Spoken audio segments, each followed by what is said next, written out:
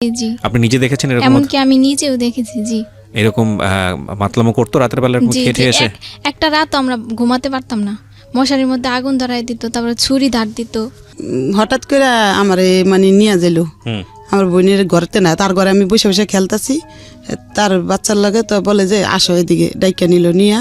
আর এই কয়দিন আমার মানে অনেক পরামর্শ দিছে যে তোমার ভালো হইব, আমাদের বাড়ি দেখো কত বড়, তুমি আমাদের কাছে থাকবা, আমি তোমার আদর করবো, এরকম বলতো টলতো। তো আমি অত মানে করতাম না। তারপরে হঠাৎ করে আমার কি নিয়ে গেল ওদের ঘরে, নিয়ে হলুদ টলুদ বাটে বাইটা টুইটা আমার শরীরে দেয়তে। এখন আমার বই নাইসা আমার রাগারাই করতেছে, পানি পরাই না খাওয়াইতেছে যে তাবিজ করছে তারা নাকি।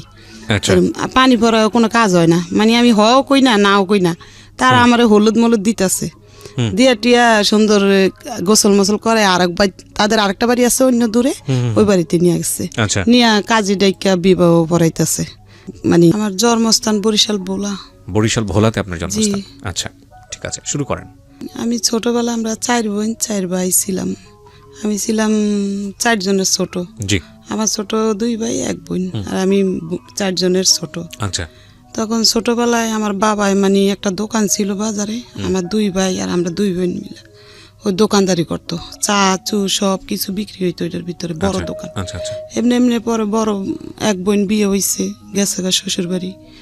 এইভাবে এইভাবে মানে আরেক ভাই বিয়ে করছে, আরেক ভাই ওরা চলে গেছে শ্বশুর বাড়িতে, 2 ভাই গেছে গা। যাওয়ার পর আমরা ছোট ছোট 2 বোন আর 2 ভাই রাইকা গেছে, ওরা ভিন্ন হয়ে গেছে শ্বশুর বাড়িতে ঘর জামাই। আর বড় বোন বিয়ে হয়েছে বরিশাল, ও বরিশাল থাকতো। আচ্ছা, তার আগে আমি একটু ইন্টারাপ্ট করছি। তুমি কি বসে থাকতে পারবা? তোমার কি খারাপ লাগছে বেশি? একটু পানি খাও তো ভালো লাগবে। মানে এমন তো না যে তুমি, ও কি খাওয়া দাওয়া করে এখন ঠিক মতো? কম করে, খাওয়াই দিলে খায়, নাহলে খায় না। ওই ঘটনাটার পরে একটু ওই গম্ভীর থাকে, গম্ভীর থাকে সবসময়। গম্ভীর থাকে সবসময়। ওই যে আয়োরা থানায় নিয়া। আচ্ছা, ঠিক আছে, ওগুলো আমরা বিস্তারিত শুনবো, কি হয়েছে হচ্ছে, কি ধরনের হ্যাসল ওকে পোহাতে হচ্ছে। আমি প্রিয় শ্রোতা, আপনাদেরকে একটা কথা আমি আজকে মানে না বললেই নয়, I am taking a challenge. Cause আপনারা শুধু জানেন যে মেয়েটি রেপ হয়েছে বা যে ধর্ষণ করেছে, এই যে ঘটনাগুলো টুকটাক আপনারা জানেন, কিন্তু একটা ঘটনা এরকম ঘটে যাওয়ার পরে এই রেপড একটা মানুষকে বা একটা মেয়েকে এবং একটা কিশোরীকে কিংবা একটা শিশুকে কত ভয়ঙ্কর রকমের সোশ্যাল কমপ্লেক্সিটির মধ্যে ফেলে দেয়, এটা আপনারা আজকেই আমার মনে হয় মিডিয়াতে এত বেশি পরিমাণে রিভিল হবে, এবং এটা আমি খুব সাহসের একটা ভূমিকা রাখছি। সুতরাং আমি সবাইকে অনুরোধ করব যে একদম শেষ পর্যন্ত শোনার জন্য যে আসলে কি ঘটে। আমি তোমাকে রিকোয়েস্ট করব, তুমি তো আমার একদম মানে আমার বয়সে অনেক ছোটো, আমার ছোটো বোনের মতোই আমি মনে করি তোমাকে। তুমি যদি তোমার খারাপ লাগে, তুমি যদি কিছু খেতে চাও, যেহেতু অনেকক্ষণ ধরে গল্পটা চলবে, 2-2.5 ঘন্টার মতো আমরা গল্পটা প্রচার করবো, হ্যাঁ, তুমি একদম আরামসে থাকো। তোমার যদি এখানে ঘুরে, স্টুডিও অনেক বড় আছে, হ্যাঁ, ঠিক আছে। আচ্ছা, আমি ওকে একটু ফ্রি করার চেষ্টা করছি। ও যদি তোমার যদি মনে হয় যে ঠিক আছে তুমি স্টুডিওতে ঘুরে ফিরে বেড়াবো, কোনো সমস্যা নেই। যখন তোমার কিছু বলার আসবে, তোমার মন চাইলে বলো, না হলে না বললেও সমস্যা নেই। ঠিক আছে, বলেন তারপরে কি হলো? তারপরে ওই 4 ভাই বোন ওই বাবার ঘরে ফালাই দিছে। আর বড় বোন তো বিয়ে হয়েছে, শ্বশুর বাড়িতে থাকে, আরেক বোনও বিয়ে হয়েছে, শ্বশুর বাড়িতে থাকে। 4 ভাই বোন বাপের ঘরে হালাইছে। 2 বোন আবিয়াতি আর 2 ভাই ছোট ছোট। তখন বাপে 4 জন নিয়ে চলতে পারে না, দোকানও বিক্রি করে হালাইছে। দোকানে মানুষে বাকি খেয়ে টাকা দিত না। আমার বাপে পড়ালেখা জানে না তো, খাতার মধ্যে লেখতো দিছি এগুলো, দোকান বিক্রি করে। পরে করতো কি, ওই বড় বোনে করছে কি, ছোট 2 বোন টাকা নিয়ে আসছে, ছোট ছোট। এই সময় আমি 8 বছর, ওইটা একটু 8 ছোট। বলে যে আমার সংসার, আমার সন্তান নাই, তো ওগরকে বড় করি। এভাবে নিয়ে আসছে, নিয়ে আস্তে আস্তে একটু বড় হয়েছি। পরে আবার আমার আম্মা নিয়ে গেছে আমাদের দোনো বোনদের দেশে, নিয়ে গেছে। দেশে থাকি, ওই বাবা যা আনে তাই খাই। বাবা এবার ওই মাছের নৌকা ছিল, নৌকায় যাইতো, নৌকায় যায় মানুষের নৌকায় কাজ করতো, মাছ পাইতো, ইলিশ মাছটা সেগুলো ধরতো। ওইভাবে ওইভাবে সংসার চলতে চলতে চলতে, বাড়ি ছিল বড়, তো বাড়ির ভিতরে গাছ গাছালি লাগাইতো, সুগারি গাছ। আমার বাবার আবার একটা জিনিস আছিল কি, গাছ পছন্দ করতো, খালি গাছই লাগাইতো। এভাবে গাছের সুগারি বিক্রি করতো, তারপর সবজি টবজি করতো, অনেক পদের এগুলা বাজারে বিক্রি করতে পারে। তাই আমার বোন ঢাকা থাকে, বলে যে আমি এইটারে নিয়ে যাব। তাই নিয়ে আসছে বেড়াইতে। আসার পরে যে বাড়িতে ভাড়া থাকে, এই বাড়ির ওদের পোলা, পালক পোলা বলে। তো পালক পোলা বলছে, প্রথম বলছে ওদের পোলা পালক, ছোটকালে পালক আনছে 2 ওয়াইফ 3টে বাড়িও 3-4টা। তো পালক পোলা এখন হঠাৎ করে আমার বোনের প্রস্তাব দিছে, আসছি আর 2 মাস পরে প্রস্তাব দিছে। আমার বোনে বলে যে না, ওই ছেলে না, ওনার বয়স হইব 35 বয়স আমার হাজবেন্ডের, আর আমার 12 বছর। বোঝেন, মানে তখনও তো হাজবেন্ড হয়নি? না না না, তখন আপনার 12 বছর বয়স। ওনারও আগে বলে বিবাহ করছিল। ওই হিরোন খাইছে, পরে ওই ওয়াইফ চলে গেছে 2 সন্তান নিয়ে। এগুলো আমাদের কাছে মানে কিছু মানে আমরা জানিও না কিছু না। আচ্ছা তখন ওই এক সন্তান মারা গেছে, এক সন্তান বলে ওর মার কাছে আছে, ও আবার ঢাকায় মেয়ে ছিল, ওর স্বামী বাগ থাকতো ওই মেয়েটা। এখন আমার বোনে ভয়তে ঘর ছাইড়া দিছে যে আমরা চলে যাবো অন্য জায়গা, তাহলে আর নিতে পারবো না। রুম ছাড়ার কথা শুনে ওনারা চাল খাটাইছে যে এখন তো চলে যাবো এখান থেকে, মেয়ে তো আমরা পাবো না, আমাদের সার্থকের লাগে মেয়ের বিয়া করান লাগবই। তখন হঠাৎ করে আমার মানে নিয়ে যাইল আমার বোনের ঘরেতে না, তার ঘরে আমি বসে বসে খেলতেছি, তার বাচ্চার লাগে তো বলে যে আসো এদিকে, ডাইকা নিল নিয়া। আর এই কয়দিন আমার মানে অনেক পরামর্শ দিছে যে তোমার ভালো হইব, আমাদের বাড়ি দেখো কত বড়, তুমি আমাদের কাছে থাকবা, আমি তোমার আদর করবো, এরকম বলতো টলতো। তো আমি অত মানে করতাম না। তারপরে হঠাৎ করে আমার কি নিয়ে গেল ওদের ঘরে, নিয়ে হলুদ টলুদ বাটে বাইটা টুইটা আমার শরীরে দেয়তে। এখন আমার বই নাইসা আমার রাগারাই করতেছে, পানি পরাই না খাওয়াইতেছে যে তাবিজ করছে তারা নাকি। পানি পরাও কোনো কাজ হয় না, মানে আমি হও কই না নাও কই না, তারা আমার হলুদ মলুদ দিতেছে, দিয়া টিয়া সুন্দর গোসল মোসল করে। তাদের আরেকটা বাড়ি আছে অন্য দূরে, ওই বাড়িতে নিয়ে গেছে, নিয়ে কাজী ডাইকা বিবাহ পড়াইতেছে। মানে আমার ওই মানে আপনার গার্ডিয়ানের পারমিশন ছাড়াই, পারমিশন ছাড়া না, গার্জিয়ানের মাথা ফাটালাইছে, আবার আমার বোনের মাথা ফাটালাইছে, বিবাহ পড়াইতেছে। বোনের জামে আবার চাকরি করতো সিও অফিসে, তখন মাথা ফাটালাইছে। আমার বোনের তো মাথা বেন্ডিশ বেন্ডিশ নিয়ে চুপ করে বসে রয়েছে, আর যায় নেই। তখন ওনারা গার্জিয়ান ছাড়া নিয়ে বিবাহ পড়াইছে। বিবাহ পড়াইছে আমার এই কবুল কইতে বইছে, আমি 3 বার কবুল কইছি, এতটুকু জানি। আইসা এখন আমার বোনের সালাম করতে গেছি, সালাম দিতে গেছি, পর আমার বোন একটা লাথি মারছে 2টা, যে এই আমার কাছে আসবি না, তুই যা যা, যারা তোর বুদ্ধি দিছে। আপনার নিজেরও কি ইচ্ছা ছিল? না, আমি কিছুই বুঝতাম না, না যে বিয়া কি জিনিস সেটাই বুঝতাম না। আর ওরা আমার কি করতেছে আমি নিজেও বুঝতাম না, ওরা কি করছে আমার আমিও নিজেও জানি না। তখন লাত্তি দিছে, চলে আইসি ওই শাশুড়ির কাছে, শাশুড়ির কাছে চলে আইসা এখন বলি যে আমার বোনে তো আমার জায়গা দিব না রুমে, বলে যে তুমি আমার রুমে থাকো, পরে একটা বাড়াইটা যে লেগে ওই রুমরা তোমাদেরকে দিব বইলা। পরে আমি ওই রুমে ঘুমাইছি, পরে 15 দিন পরে একটা রুম খালি হয়েছে, বাড়াইটা চলে গেছে। পরে এই রুমটার ভিতরে একটা চৌকি আর একটা ফ্যান আমার শাশুড়ি কিনা আমার ওই ঘরটা দিচ্ছে, আর কিছু হান্ডি পাতি, বলে যে সংসার করো। এই 15 দিন পরে স্বামীর সাথে মানে এখন এক ঘরে থাকবো, এই প্রথম জি। আর এই 15 দিনের ওই শাশুড়ির কাছে ঘুমাই। তো এই 15 দিন এখন আমার বোনের রুম ছাইয়া চলে গেছে এখান থেকে। এখন ওই শাশুড়ি ঘরটর দিছে, ওদের সব কাজ করি টরি, ওনাদের কাজ করি সকাল থেকে সারাদিন, ওদের লগে খাই, খাইতে খাইতে পরে বলে যে তোমরা আলাদা রাইন্দা খাও। তখন আমি আলাদাই আমার হাজবেন্ড নিয়ে রাইন্দা ওই ওদিনকে ঘরে দিছে। পরে রাত্রে দেখি কি ডুইলা ডেইলে আসছে লোকটা। আচ্ছা, তারপরে রাত্রে উনিও ঘুমাইছে, আমিও ঘুমাইছি, সকাল উঠছি। এখন শাশুড়ির কাছে গেছি, বলছি, শাশুড়ি পরে কয় কি তুমি পেশু সইসা আসো ওই নাস্তা খাইতে। তখন নাস্তা খাইছি, খাইতে খাইতে এমনি সংসার করতে করতে 1 মাস মানে হইয়া গেছে। পরে বাবু পেট হইছে। আচ্ছা, হইছে পরে বমি করি, তো বুঝতাম না যে 1 মাসের মধ্যেই। 1 মাস। আপনার বয়স তখন কত? তখন ধরেন 10-11 বছর। 12 বছর বিয়ে হইছে। 12 বছর বয়স। আর 1 মাস পরে বমি হইতাছে। ওকে, ওই লোকটার বয়স বেশি না, ওনার 35 মতন বয়স। আচ্ছা, যাই হোক, ওনার তো সতর্ক হওয়া উচিত ছিল। ঠিক আছে, বলেন। না, শাশুড়িরে তো সতর্ক করে নাই, তারাই তো কিছু কইরা বোঝাই নাই আমারে কিছু। আচ্ছা, আপনি তো কিছু বিষয়টা বুঝতেনই না একদম। না, তখন মানে বুঝতামই না যে বাচ্চা হইলে আমার ক্ষতি হইব কি ভালো মন্দ। তখন বোন বুঝতে পারছে যে বমি করে কেন। তখন বোন বললো যে আমার কাছে একটু আসবি তুই, মানে দূরের থেকে বোন আদর করে, দূরের থেকে বলছে আমার কাছে একটু আসবি। আমি বলি কেন, বলে আসে দিকে গেছি। পরে একটা কাঁচা আনারস নিয়ে কাইটা খাওয়াইছে, এটা আবার আরেকটা বাড়াইটা দিয়ে খেলাইছে। দেখা শাশুড়ির কাছে বইলা দিছে, শাশুড়ি হাজবেন্ডের কাছে বইলা দিছে। তো রাইতের বেলা ওই নিশা খাইয়া আমার বোনের পুরা কাপড় চোপড় মাথায় উঠাইয়া বকাবকি স্টার্ট লাগাইছে। ওকে, আমরা এখান থেকেই ফিরবো প্রিয় শ্রোতা। একটা ছোট্ট বিরতি নিচ্ছি। আপনারা শুনছেন প্রাণ মিস্টার ম্যাঙ্গো ক্যান্ডি প্রেজেন্টস জীবন গল্প। আমি আরজি কিবরিয়া আপনার সঙ্গে রয়েছি। এখানে আমি একটা কথা অবশ্যই আপনাদেরকে প্রথমে বলেছি, আবারও বলছি, আজকে মূলত 10 থেকে 11 বছরের আসমার একটা কন্যা সন্তান, সে ভিকটিম, সে রেপড, তাকে নিয়ে স্টুডিওতে সে এসছে। এবং এটা হয়েছে 2018 সালের নভেম্বরের 8 তারিখে। এর থানাবাড়ি আমার যিনি গেস্ট রয়েছেন তার কাছে আবারও ফিরছি। জি, যেখানটায় আপনি ছিলেন সালমা, তো শাশুড়ি এসে বকাবকি করছে বা আপনার হাজবেন্ড? হ্যাঁ, শাশুড়ি এসে বকাবকি করছে, হাজবেন্ড আমার বোনের বকাবকি করছে। তাই আমার বোন সইরা চইলা গেছে। এখন এমনি বাচ্চা পেড়ে 9 মাস হয়েছে। তখন মানে আমার বাচ্চা হইব আজকে ডেলিভারি, শাশুড়িরা দায়টাই নিয়ে আসছে, নিয়ে আইসা এই শাশুড়ি 9 মাসের মধ্যে কি আপনি বাড়ির সঙ্গে যোগাযোগ করা না আপনার না আমার বাড়িতে যাওয়া বাবা মা কেউ আসে নাই কেউ জানার না, পরেও আসেনি? না কেউ আসে নাই। তখন দাই আনছে তো ওই সারা রাইতে আমার শাশুড়ি আমার কাছে ছিল আর একটা বাড়াইটা এরকম মানে থাকবো ওরকম প্রস্তুতি নিচ্ছে তারা। তখন একটা বাড়াইটা ছিল ওটা ভালো। কোন এলাকার ঘটনা এটা? এটা আমি দোলাইপাড় থাকতাম তখন ধোলাইপাড় মানে ঢাকার ধোলাইপাড়? ঢাকা দোলাই ওনাদের নিজেদের বাড়ি? ওনাদের নিজের বাড়ি। আমি তো ওনাদের পালক ছেলের বউ, বুঝেন না? পালক ছেলের বউ ছিলেন আপনি। আচ্ছা, তারপরে? হ্যাঁ, তারপরে আমার আপনার প্রথম সন্তানই কি সেই সন্তান? ওই হচ্ছে সে, মানে না, বড় মেয়েটা? আছে, আরেক ছেলে আছে। ও আরেক ছেলে আছে আপনার, তাকে নিয়ে আসেননি এখানে? ওর বয়স কত? ও এখন বড় হইছে, বিবাহ করছে, 21 বছর হইছে ও, ছেলের। ওই আমাদের 21 সাথে- বছরের ছেলের গল্প আমাদের বলছেন সাথে আপনি? সম্পর্ক নাই। আচ্ছা, ঠিক আছে, সে গল্প হচ্ছে ধারাবাহিকভাবে আসবে। তখন মানে একটা সাইডে বাড়াইটা ছিল ভালো, বলে যে এখন যাই ওর বোনের কাছে, অনুরোধ করে নিয়ে আসি ওর বোনেরে। তখন বলে যে এই ছোট মানুষের পেটে বাচ্চা হইছে, বাচ্চা হইতে দিলে যদি মারাও যাইতে পারে কি, তো তুমি আমার বোনেরে অনুরোধ করে নিয়ে আসছে, পায়ে হাতে দুইটা যে আস তুই একটু ওরে দেখিস। তখন আমার বোনের চলে আসছে, আর থাকতে পারে নাই। আচ্ছা আইসা সারা রাত আমার সাথে ই করছে। সকালবেলা আমার ওই ছেলে বাচ্চা হইছে। আচ্ছা হয়েছে পরে আমার হাজবেন্ড মিষ্টি মিষ্টি আইনা খাওয়াইছে কইছে সবাই রে। খাওয়ানোর পরে আমার হাজবেন্ডের মানে বাবা মা কোথায় আছে কি আছে আমরা কিছুই জানি না। আসল বাবা মা নাই বলছে ওনারা, কোনো ভাই বোনও নাই মনে হয়, ওকে, এরকম কেউই নাই মনে হয়, এরকম জানি।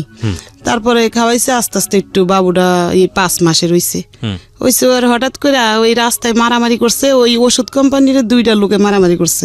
ওই ছেলের বয়স 5 মাস, মারামারি করছে। পরে ওনারা ধরাই দিছে ওই মালিকে, মানে আরেকজন ভাই এরকম পালক আর একটা ছেলে হলো মারামারি করছে, ধরাই দিছে পুলিশ দিয়া। আমার হাজবেন্ডে ধরাই দিছে, আমি জানি না। তো এই নাইট গের এসে বলে যে সালমা তোমার এই হাজবেন্ডে তো ধরাই দিছে তোমার শ্বশুরে। পরে আমি কি করবো আর জানি না, সকালবেলা হইছে। এখন বলে যে আমার শ্বশুর ডাইকা নিয়ে বলে যে তুমি আমাদের ঘরে খাওয়া দাওয়া করবা কিন্তু।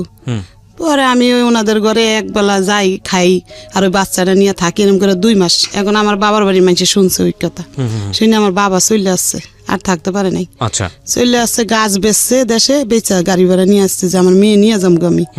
ওইটা শুনছে, কাটতে জানি না, বড় বোনেরতে জানি। পরে আসতে পরে এরা যাইতে দিব না, যে না ওর স্বামী নাই, ওর দেওয়া যাবে না। আচ্ছা, মানে এত ফাঁসান দেয় নাই। তখন আর আমার বাবা ফিরত চলে গেছে। তো পরে আমার শ্বশুরে একটা লোক দিয়া জেলখানায় পাঠাইছে যে তোমার হাজবেন্ডের দিকে আসো। তখন আমি গেছি, আর আমার হাজবেন্ড মানে আমি কই চলে যাম গা, আর এর ভাত খাম না, অনেক মাইর ধরেও করতো। পরে আমি চলে যাম গা, না না বোন তুই যাইস না, আমি সারা পাইলে তারপরে তোরে নিয়ে তোর বাবার বাড়িতে যাম। এটা আপনার বলছে আমার হাজবেন্ড বলে জেলখানার ওই খাসা দুইটা। হ্যাঁ, পরে আমি কই থাক, লোকটা হাজার বাবা মা নাই, এতিম, এই খারাপ হইলো তো এমনি খাওয়ার খাদ্য দিত আমারে, মানে বাজার কোনোটা বাদ রাখতো না। আমি একটা জিনিস বুঝতে পারছি যে ওই বাড়িতে মূলত ওই ছেলেটার সঙ্গে আপনাকে বিয়ে দিয়েছিল যাতে বাড়ির কাজকর্ম আপনাকে দিয়ে করানো যায়, ওই পালক ছেলেকে। পালক ছেলেতে। কিন্তু ওই লোকটা আমার হাজবেন্ড কেমন মানে নিশা খাইতো, রাইত হইলে, দিন হইলে ভালো থাকতো। আচ্ছা, রাইতে মদও খাইতো, আর গাঁজা সিগারেটে বইরা ওগুলা ঘরে বসে বসে খাইতো। আচ্ছা আচ্ছা, এমনি এমনি করতে করতে ওই ছেলেটা একটু হাঁটিন্য হইছে। পরে এর কয়েক বছর আবার বাচ্চা বেড়ে গেছে, তারা কোনো ব্যবস্থা নিতে বলে নাই দেখে আমিও বুঝি নেই। আর আমার বাবা আমার ফ্যামিলিও ব্যবস্থা নিতে বলে নাই। আবার বাচ্চা পেট হয়ে গেছে, ওই এই যে মেয়েটা পেট হইছে। আচ্ছা, এই মেয়েটা? হ্যাঁ, মেয়েটা পেট হইছে রে। প্রতিদিন পর্যন্ত রাত্রে হইলে নিশা খাইয়া না অনেক অত্যাচার করতো। পরে করতাম কি জানেন, মানুষের ঘরে যাই রাত্রে পলাই থাকতাম, মানুষের ঘরে পলাইতাম, চুপ করে বসে থাকতাম, ওই হামতাম কইরা টইরা শুয়া পড়তো যে তখন ঘরে যাই চুপ করে শুয়ে থাকতাম।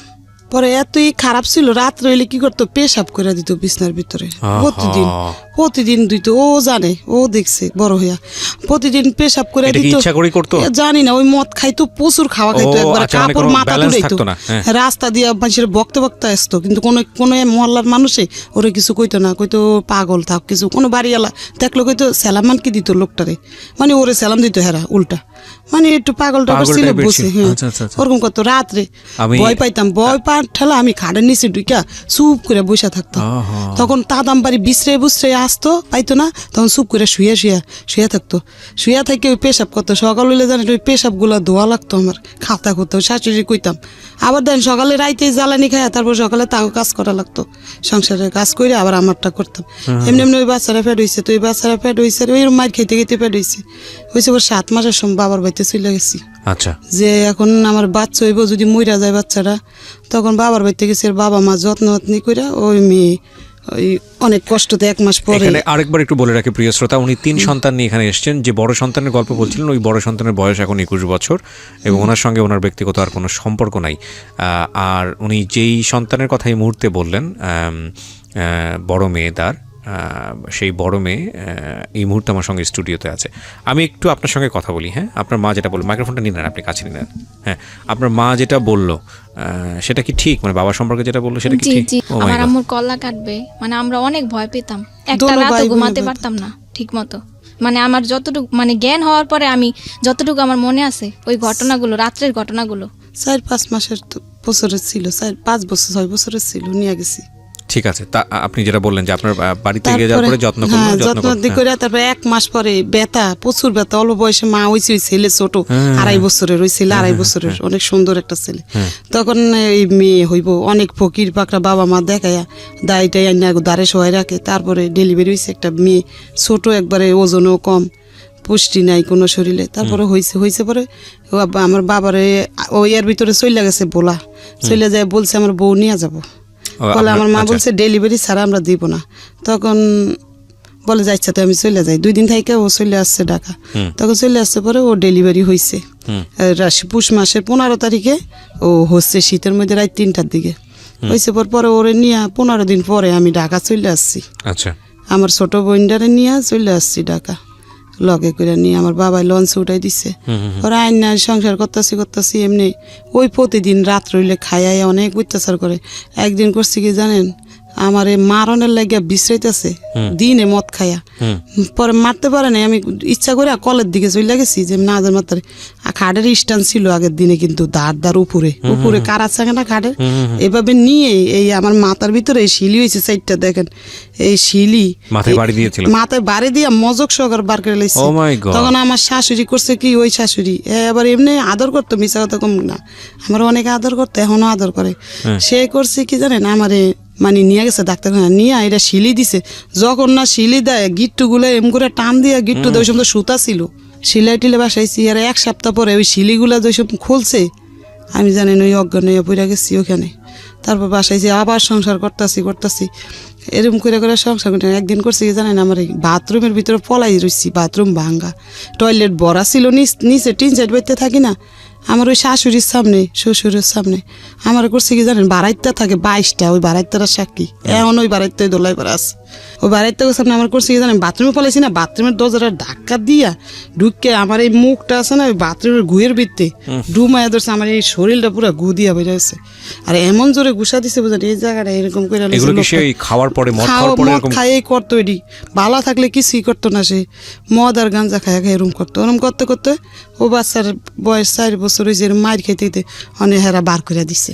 ওই শ্বশুর মানুষ আর সহ্য করতে পারে না এই ছেলের আপনার যারা পালক, তারা সহ্য করতে পারে না দেখে তারা করছে মাল সামানা সব ঘরেতে নামে বাইরে ফালাই দিছে ফিক্কা মেরা, যে আমাদের বাড়িতে যাও গা বাবা, তোমাদেরকে রাখতে পারব না। তখন একটা অন্য বাসায় ঘর নিছি আমরা। এখন আমি কিছুই বুঝি না, থানাও কিছু বুঝি না, বাবা মাও দিয়ে নেয় না, কিছুই বলে না, আর শ্বশুর বাড়ির মানুষও কিছু বলে না, আমি কিছুই বুঝলাম এটা রাখা করা। এরকম করতে পরে এই মাইয়ার 4 বছর বয়স হয়েছে, আর ওই ছেলে একটু বড় হয়েছে, 6 বছরের হইব মানে 6-7 বছরের, আর ওর 4 বছর। তখন ওরে 4.5 বছর হয়েছে, আর ওর ভর্তি করছি একটা মাদ্রাসায় ওইখানে। আচ্ছা, কইরা এখন আমি কি করি জানেন, ওই আকরবাতি আছে না, ও নিশাবানি খায়, অত টাকা দিত না, 60 টাকাই না দিত রাত্রে বাজার করার জন্য। আর সব খাইয়া লইতো। ওই দিয়ে আমি ওই টুকটাক 12 টাকা কেজি চাল ছিল তো, আর ডাইল ছিল, সব তো মাংস ছিল 60 টাকা। তো ওই 1 কেজি চাল আনলে আমরা সুন্দর 2 দিন হইয়া যেত, আধা কেজি করে, অত খাইতাম না। আকরবাতি আছে না, এগুলা ওদিকে দেয় বাড়ি বানাইতে। তখন আমি মানুষে বানাই দেখে শিখছি। তো প্রতিদিন 3 কেজি বানাইতাম। সিয়ারি খাইয়া অনেক বাড়াইতা ঘুমাই থাকতো।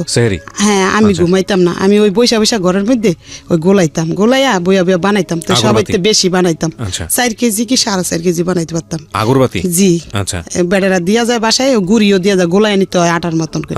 তো বানাইতে ওই বেবিও আমার শিক্ষা লাইছে ওগুলা। মানে আপনার তো বড় মেয়ে? হ্যাঁ ওই মেয়ে 4.5 বছরের মেয়ে শিক্ষা লাইছে দেখতে দেখতে। আচ্ছা। তো ও একবার মতন বানাই দিত আমারে, যেরকম বানাইতো মাইজি ওরে ভর্তি করছি একটা মাদ্রাসায়। আর ওই 4.5 কেজির মতন বানাইতাম, কোনোদিন 3 কেজি বানাইতাম, বানাই রাখতাম, পরে লোক আসলে নিয়ে যেত এক লগে 1000 1200 কত টাকা পাওয়া যেত? 1500 1200 এরকম পাইতাম 10 দিন প্রতিদিন? 15 দিন পরে। 10 দিন 15 দিন পরে? হ্যাঁ 10 দিন পরে। বহুত কঠিন কাজ। কঠিন অনেকগুলা, এতগুলা হইতো 1 কেজি। ওগুলা রাস্তায় সুগার লাগতো মিল্লা মিল্লা, আচ্ছা, সুগার আচ্ছা। পরে আবার বাইন্দা রাখতাম। আচ্ছা। তো লোকটা নিয়ে যেত। তো এই 10 দিন 12 দিন পরে 1500 1200 টাকার মতন আইতো। আচ্ছা। আইলে আমার কাপড় চোপড় আমি নিতাম নিজেরটা, ও বাচ্চারে কিছু দিতাম, দিয়ে বাচ্চা মাদ্রাসায় ভর্তি করছি। করার মনে 2 মাস কি 4 মাস পরে হিরণ ধরছে। এখন ওই পাকঘরে বৈশা বৈশা খাইতো প্রথম অন্য মানুষের সাথে। আপনার জামাই? তখন হিরণ ধরছে পরে এখন আমি বুঝি না যে ও কি খায়, এটা খায়াটে ঘরে যাই চুপ করে দমন ধরে শুয়ে থাকতো। এখন আর আমার সাথে ওই মারামারিটা কম করতো। ওইটা খাওয়ার পরে মারামারিটা কম করতো, কিন্তু টাকা চাইতো আমার কাছে, খালি টাকা না দিলে মারতো। এই যে দেখেন এই কেন্নার ভিতরে, এই যে এই কেন্নার ভিতরে রড দিয়া বাড়ি দিয়া এগুলা এমনও কালো হয়ে রয়েছে। এই যে দেখেন কেন্নার ভিতরে দোনো হাতে আছে, ওর পায়েও আছে, বাড়ি দিত এইভাবে। বাইরে দিতেও কাপড় চোপড় নিত, থালা বাটি নিয়ে যেত। তখন ও তো বড়, 5 বছর হইয়া গেছে, আর ওই ছেলেও তো একটু বড়। তখন কি করবো, ওই কাজ লইছি একটা, সবাই দিয়ে কিস্তিতে টাকা উড়াইয়া চলে সুন্দর।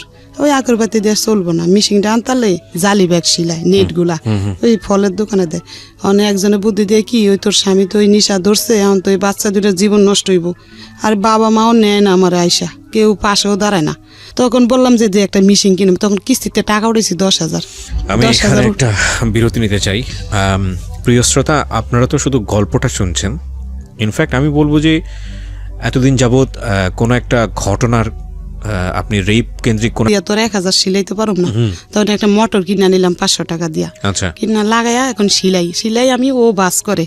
আর ওই ছেলে পড়ে না, ক্লাস 1-এ ভর্তি করছি, 2 উঠছে, পড়ালেখা করতেছে না, খালি খেয়ালে বাচ্চা কাচ্চার লগে। আচ্ছা। ওই বাবার মতন বুঝছেন, খেয়ালে খেলতেছে না। আর ও মেয়ে পড়ে মাদ্রাসায়, তখন মাদ্রাসায় পড়তে পড়তে ওরম নিশা খায়, এলাকার সবাই ওরে চিনে। কে নিশা খায়? ওই হাজবেন্ড খায় নিশা। এলাকার সবাই বলতে? সবাই, এলাকার সবাই চিনে, ওর ছোটতে এই এলাকা 5 বছর। আপনার হাজবেন্ডকে চিনে? হ্যাঁ চিনে, চিনলে তো চিনে, এটা তার মেয়ে। ওর মাদ্রাসায় মানুষে খারাপ কথা বলে। কি বলতো মনে আছে? বাবা মনে আছে? একটু একটু বলো তো, তোমাকে তুমি করে বললাম, একটু বলো। বলে যে হিরণ চিরমে, এই সমস্ত কথা বলতো, আমার অনেক খারাপ লাগতো। ওকে। তখন আমি মানে করম কি, ওইখানে থাকিও না আপাতত। পরে ওই মাদ্রাসায় বেতন দিতে পারতাম না, ওই জালি ব্যাগ দিয়ে যা পাইতাম ও দিয়ে ঘর ভাড়া দিব নাই, কিন্তু একটা বাড়িতে 3 সেট ভাড়া গেছি। ও পাইতে আমার মিশিংটা নিয়ে যাইতে ধরছিল। পরে এলাকার লোক আছে ভালো নেতা, ওর রাস্তার মধ্যে দিয়ে কান্দা পড়ছি। আমি কি কাকা মিশিংটা নিয়ে যাবো, আমার টিভিটাও নিয়ে গেছে ঘরের থেকে, আবার ওর চাপারের ছোটোগুলো নিছে, কারণ আমার আছে গেলে মিশিং আর একটা খাট আছে, আর কিছু নেই করে, আর ওই আন্টি পাতিল করে আছে আমাদের, আর কিছু নেই। মিশিংয়ের মাথা নিয়ে যাবো, আমি এমন গ্যারান পাইতেছি। আর আমি ওই জালি ব্যাগ সিলাই মানুষের বাসায় দিয়ে আসি, আবার নিয়ে আসি। আর ও দেখছে কিভাবে খায়, ওরা জিজ্ঞাসা করেন। দেখছেন? তুমি কি দেখেছো তোমার বাবা তোমার সামনে নেশা করতো? হ্যাঁ। কি করতো বলো তো একটু? মানে উনি কি বেঁচে আছেন? আপনার বেঁচে আছেন? না এখন নাই, মারা গেছেন। বলো। আল্লাহ তাকে ক্ষমা করুক। আমি মৃত ব্যক্তি সম্পর্কে কখনোই এরকম কিছু বলাটা প্রয়োজন না এবং উচিত না। আমি তবুও বলি, একটা মানুষ যে কর্মটা রেখে যায় দুনিয়াতে, সেটাই মনে করে। তবে আমি তার জন্য দোয়া করি অন্তর থেকে যে আপনাকে আল্লাহ নিশ্চয়ই ক্ষমা করুক, আমি এটুকু বলতে চাই। তবে আজকে আমি গল্পের প্রেক্ষাপটে আমি ঘটনাগুলো তুলে নিয়ে আসছি, ওনাকে আমি অ্যাকিউজ করছি না। কারণ আমি বিশ্বাস করি, মনে প্রাণে বিশ্বাস করি যে ওই মানুষটাকে যদি আজকে আমি আমার এই অনুষ্ঠানে আনতে পারতাম, তিনি তার সমস্ত খারাপ কাজের পেছনে হয়তো কোনো যুক্তি দাঁড় করাতেন। তো সেটা তো সম্ভব নয়, কিন্তু যে কোনো কাজই আমরা করি না কোনো, পরিবারের সদস্যদের উপর সেটার একটা ভয়াবহ ইম্প্যাক্ট পড়ে, যেটা পড়েছে, এবং যে কারণেই কিন্তু আজকে ওরা স্টুডিওতে। হ্যাঁ, কি হতো একটু একটু বলো তো। মানে ঘরের মধ্যে মোম জ্বালাতো, হ্যাঁ, মোম জ্বালিয়ে পয়সা দিয়ে, মানে মুখ দিয়ে কি যেন একটা। তুমি তোমার বাবাকে বলতা না যে বাবা এটা করো না? আমি আমার বাবাকে অনেক ভয় পেতাম, কারণ আমার বাবা সবসময়, আমি দেখেছি যে আমার বাবা শুধু মানে মারামারি করে, আমার আম্মুর উপর অনেক অত্যাচার করে। আচ্ছা। এই যে আমি আমার আম্মুকে মারলে আমি আমার বাবার পা ধরতাম যে মেরো না, আমার মাকে মেরো না। মানে উনি ছুরি দাঁড় দিত ঘরের মধ্যে, তারপরে মশারির মধ্যে ম্যাচের মানে আগুন মানে ধরিয়ে দিবে, এই পর্যায়ে মানে বাড়াইতে গোটাইকে আনতাম, বাড়াইতে পরে থামাইতো, ছুরি ধার দিত, অনেক বড় বড় ছুরি ধার দিত উনি। খুদ নিত, জবা করবো রাত বেলা, মানুষের ঘরে যা হাত তুলতো না, আমার গায়ে হাত তুলতো, শুধু আমার মার গায়ে হাত তুলতো। তোমার সাথে কেমন ব্যবহার করতো বাবা হিসেবে?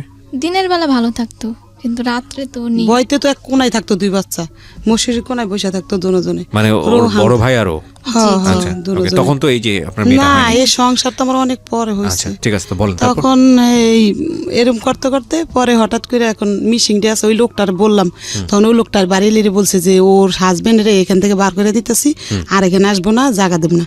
তখন আমি, ও গেছে কাজে, আমি চুপে বাড়ির সাথে শেয়ার করে রুমটা ছাইড়া দিছি, দিয়ে আমার দুই বাচ্চা নিয়ে একটু দূরে চলে গেছি আমি, যাই ওখানে বাসা নিছি, নিয়ে ওখানে থাকি। ও কিভাবে জানি গেরান পাইছে, ওখানে চলে গেছে। যায় আমি দরজা খুলি নেই, জালনা দিয়ে বলে যে আমার প্লেট দে, আমার বালিশ দে। তখন আমি জালনা দিয়ে প্লেট দিছি, বালিশ দিয়ে দিছি। আমার হাত ধরে এইভাবে মোচড় দিছে, হওয়ার মতন না, মানে জালনা দিয়ে পারে না, আমার মারবো এখন, আইসি কে ওর সংসার। আচ্ছা আচ্ছা আচ্ছা। তখন আমি দিয়ে দিছি, সে ওরা বড় মাদ্রাসায় যায় আসে, এখন ওরে কোথায় রাখবো আমি, এখন কই যাব না যাব। ওরা কি দেয় জানেন, বাড়িওয়ালার ভাড়া দিতে পারি না, দেখে মিশিংটা বিক্রি করে লাইছি। এখন দিয়ে মিশিংটা দিয়ে কাজ করে খাইতাম। গেছিলাম মোহাম্মদপুর, বড় ভাই থাকে, বড় ভাইয়ের কাছে গেছি টাকার লাগিয়া। বড় ভাই বলে যে তুই আর কয়দিন পরে আইলে আমি কিছু দিতাম, তো তোর বাবির লেগে দেশে টাকা পাঠাই দিছি, এখন তো আমি দিতে পারম না বোন। তো চলে আইছি। মেজো বোনে এই সময় একটা ব্যাংকে চাকরি করতো, মেজো বোনের কাছে কইলাম, ও কয় কি আমার ব্যাংকে টাকা থুইছি, উঠান যাব না, মানে দিব না। আর ওই বড় বোন ওই থাকে হইলো শ্বশুর বাড়িতে বরিশাল, এখন আর ঢাকা থাকে না, যে ওর কাছে যায় চামু কিছু। তারপর ও হঠাৎ করে ঢাকা আসছে, আসছে পর ও বলে যে আমাদের বাসায় এসে খাইস। তো কয়দিন খামো, ওদের বাসা দুইটা বাচ্চা লেবো, যেন ওরা তো বাচ্চা কাচ্চা আছে, স্বামী আছে, ওরও 3-4টা বাচ্চা হয়ে গেছে। তখন এই মেয়েরে বললাম কি তুই ওই তোর দাদিকে বাড়তে একটু থাক, আমি দেখি আমার বোন, ছোট বোনের লগে যাই থাকা, কাজ কাম কিছু করতে পারিনি, কইয়া মিশিংটা বিক্রি করে বাড়িওয়ালার ভাড়া দিয়ে দিছি। আচ্ছা। দিয়া এখন 4 দিন ধরে আমাদের ঘরে একটা টাকাও নাই, আমি কিছু করতেও পারতেছি না। কাজের লেগে যাত্রা বাড়ি যাই যায় ঘুরি, গার্মিসে কিন্তু নিতে চাই। আমার এমন করতে করতে বুঝেন একটা স্যান্ডেলও নাই আমার পায়ে, এই খালি পায়ে যাত্রা বাড়ি গেছি, আবার আইসি। শুনেন, আইসা 3টা বাড়াইতার কাছে বলছি, বাড়াইতার অনেক বড় লোক, আর একটা কেমন ওই যে শ্বশুরের মাইয়া, এরও বড় লোক, বোঝেন বাড়িওয়ালা। কইছি কি আমার একটা জুতা থাকলে দেও, আমি খালি পায়ে হাঁটতেই না, ঠোসকা করে আছে পায়ের মধ্যে, হাঁটতে হাঁটতে গার্মিসে টোকাই কাজ। তো বাচ্চা দুটা রাইকা, তখন ওনারা জুতা দেয়নি। তখন আইসা ওই যে শাশুড়ি বিয়া করছে তার কাছে চাইছি, তার আবার কষ্ট বুঝেন, তার স্বামীও তার খরচপাতি দেয় না, সে একটা বাড়িতে ভাড়া থাকে, তার বাড়িঘর ভাঙ্গা, 3-4 বাড়ি ভাঙ্গা লাগছে। তখন সে কি করবো, তার মেয়ে কলেজে পড়ে, তার মেয়ের একটা পুরান জুতা কয় এটা নিয়ে শিলে লগা, তখন ওই জুতাটা নিয়ে একটু মুছি দিয়ে শিলাই, ওটা পিন্দা যাত্রা বাড়ি একটা মিক্সে শিলানের ওই জায়গায় কাজ নিছি। ও টাকা দিব, মাস শেষ হইলে ডেলির টাকা দিব না। 4 দিন ধরে ও বাচ্চা দুইটা না খাইয়া জানেন কান্না করতেছে, ওরা নাকে একটা চুঙ্গি ছিল, ওইটা এক জুতা বিক্রি করে। ওনার আবার আমার আবিয়াতে কালেতে চিনে, ওই এলাকায় থাকে। তারপর বিয়ার আগে তো ঘরে যাইতাম আমরা খেলতে খুলতে, হের ছেলের লাগে তো হেরা চিনে। আমি কই কি নিজামের আম্মু আমার নাকের চুঙ্গিটা রাইকে আমার কটা টাকা দাও, কয় কি কে, আমি কি ওই 2 বাচ্চা না খায় মরতাছে, ও তো জানে ও মুখের বউ, আমি সব চিনি, আমার হাজবেন্ডের সবাই। ফলে তারা পানি বাঁচছিল, ওইটা দিয়েছে, 2 বাচ্চারে খাওয়াইছি। আমার বলে তুই খা, আমি না আপা আমার পেটে বাদ যায় না, আমি খাম না। আর ও তো ওই হিরোন খাইয়া খাই রাস্তা ঘুরতেছে। পরে করছি কি নাকের চুঙ্গিটা তাদের কাছে বেচছি 200 টাকা, বেচছে ওই চাউল পাত বাজার ভাত আইনা কয়দিন খাইছি। খাইয়া এখন ওই যে আগে তো উঠে না কাপড় টাপড় ছিল, আমার ঘরে কাপড় পরতাম, তো এই 3-4টা কাপড় ছিল, আর একটা রেডিও ছিল ঘরে, ওটা আর দেয়নি ওই হিরোন ছিঁড়ে আমি। ওই রেডিওটা বিক্রি করছি একজনের ধরে, বেচছে আবার কয়দিন চলছি। এরকম কত কত মাসটার বেতন পাবো, মানে এই মাসটা এমনি চলতেছি। আর আবার 4টা কাপড় ছিল, কাপড় 4টাও বেচছি, বেচে এমনি করছি। কইটা দিয়ে কি বেতন পাবো, মাস শেষ কি এমনি চলুম চলতে, ঘরের জিনিসপত্র সব ওই বাড়িওয়ালারে দিয়ে দিছি। যেমন আমি ঘর ভাড়া বাজাইলে তো আমি দিতে পারবো না, দিয়ে আমার ছোট বোনের কাছে গেছি গা, আর ও মাইয়া ওই দাদির কাছে দিছি মাদ্রাসা হেদের বাড়ির কাছে। আর ছোট বোনের কাছে যে 2 মাস ধরে থাই, ওই মাইয়া ওদের কাছে থাকে, ওরা যা দেয় খায় থাকে, আর ওই ছেলেও ওদের কাছে। দোনোটা ওই শাশুড়িরা নিছে দায়িত্ব, যে কয়দিন থাকুক তুমি নিজের পায়ে দাঁড়ায় পরে নিয়ে যেও। তো এইভাবে থাকতে থাকতে পরে বড় বোন বলে যে এরকম করে চলবি কয়দিন, তো আমার কাছে এসে থাক। তখন ওর সামনে একটা রুম নিয়ে দিছে, দিয়া বলে যে তুই এখানে থাকি একটা কাজ কাম করে, ওরা আমি দেখুম, তুই চলিস। এইভাবে করতে করতে পরে ওই মেয়েটারে আর ভর্তি করতে পারিনি ওইখানে যায়া। এখন ওই মাদ্রাসাতে মানুষের খারাপ কথা বলে, আবার হুজুরা বলে যে তুমি বেতন নিয়ে আসো না, বলে দিকা ও পড়ার থেকে নিয়ে গেছি, নিয়ে ওই বোনের কাছে থাকি। তখন ওইখানে বোনে ভর্তি করে দিছি স্কুল ড্রেস বানাই দিছে বড় বোনে। তো বড় বোনটা একটু আদর করতো, তো এই বড় বোনের কাছাকাছি রাখছে, রাখতে রাখতে ওই বড় বোনের জামাই তো পিছ লইছে। পিছ লইছে যে ওর আমার সাথে মানে দুষ্টামি করতে চায়, ওর মানে বেকায়দা শৈলে মিলে বর্ষ করতে চায়। ওর 3 সন্তান, 3 সন্তান, ছোট ছোট আর বেশি বড় না। তখন বোনের বলি নেই এরম যে কয়টায়, বলে যে চুপে, বলে রাস্তায় তুই আমার কাছে বিপদ বললে আমি কন্ট্রাক্টদারি করে পয়সাও ভালো কামাই, টাকা বোঝান প্রতিদিন অনেক টাকা আনে, কিন্তু আমি আমার বোনের কাছে শেয়ার করিনি, আজ পর্যন্ত বলিনি এই কথাগুলো, আজকে প্রথম রেডিওতে বলছেন, আজকে প্রথম বলতাছি। তখন বলি যে না এনে থাকলে আবার বোনের ঘরও দেখি মারামারি করে হাসবেন, বাচ্চা ঘরও মারে, বোনেরও মারে, বলে যে না এনে থাকুম না। তখন ওইখান থেকে সইরা আলাদা একটা বাসা নিয়েছি, টিন সাইড নিয়ে এখন কাজে লাগছি যাত্রাবাড়ি। আচ্ছা, মেক্সি সিলাই, রেডিমেড মেক্সি 5 টাকা করে পিস দিব।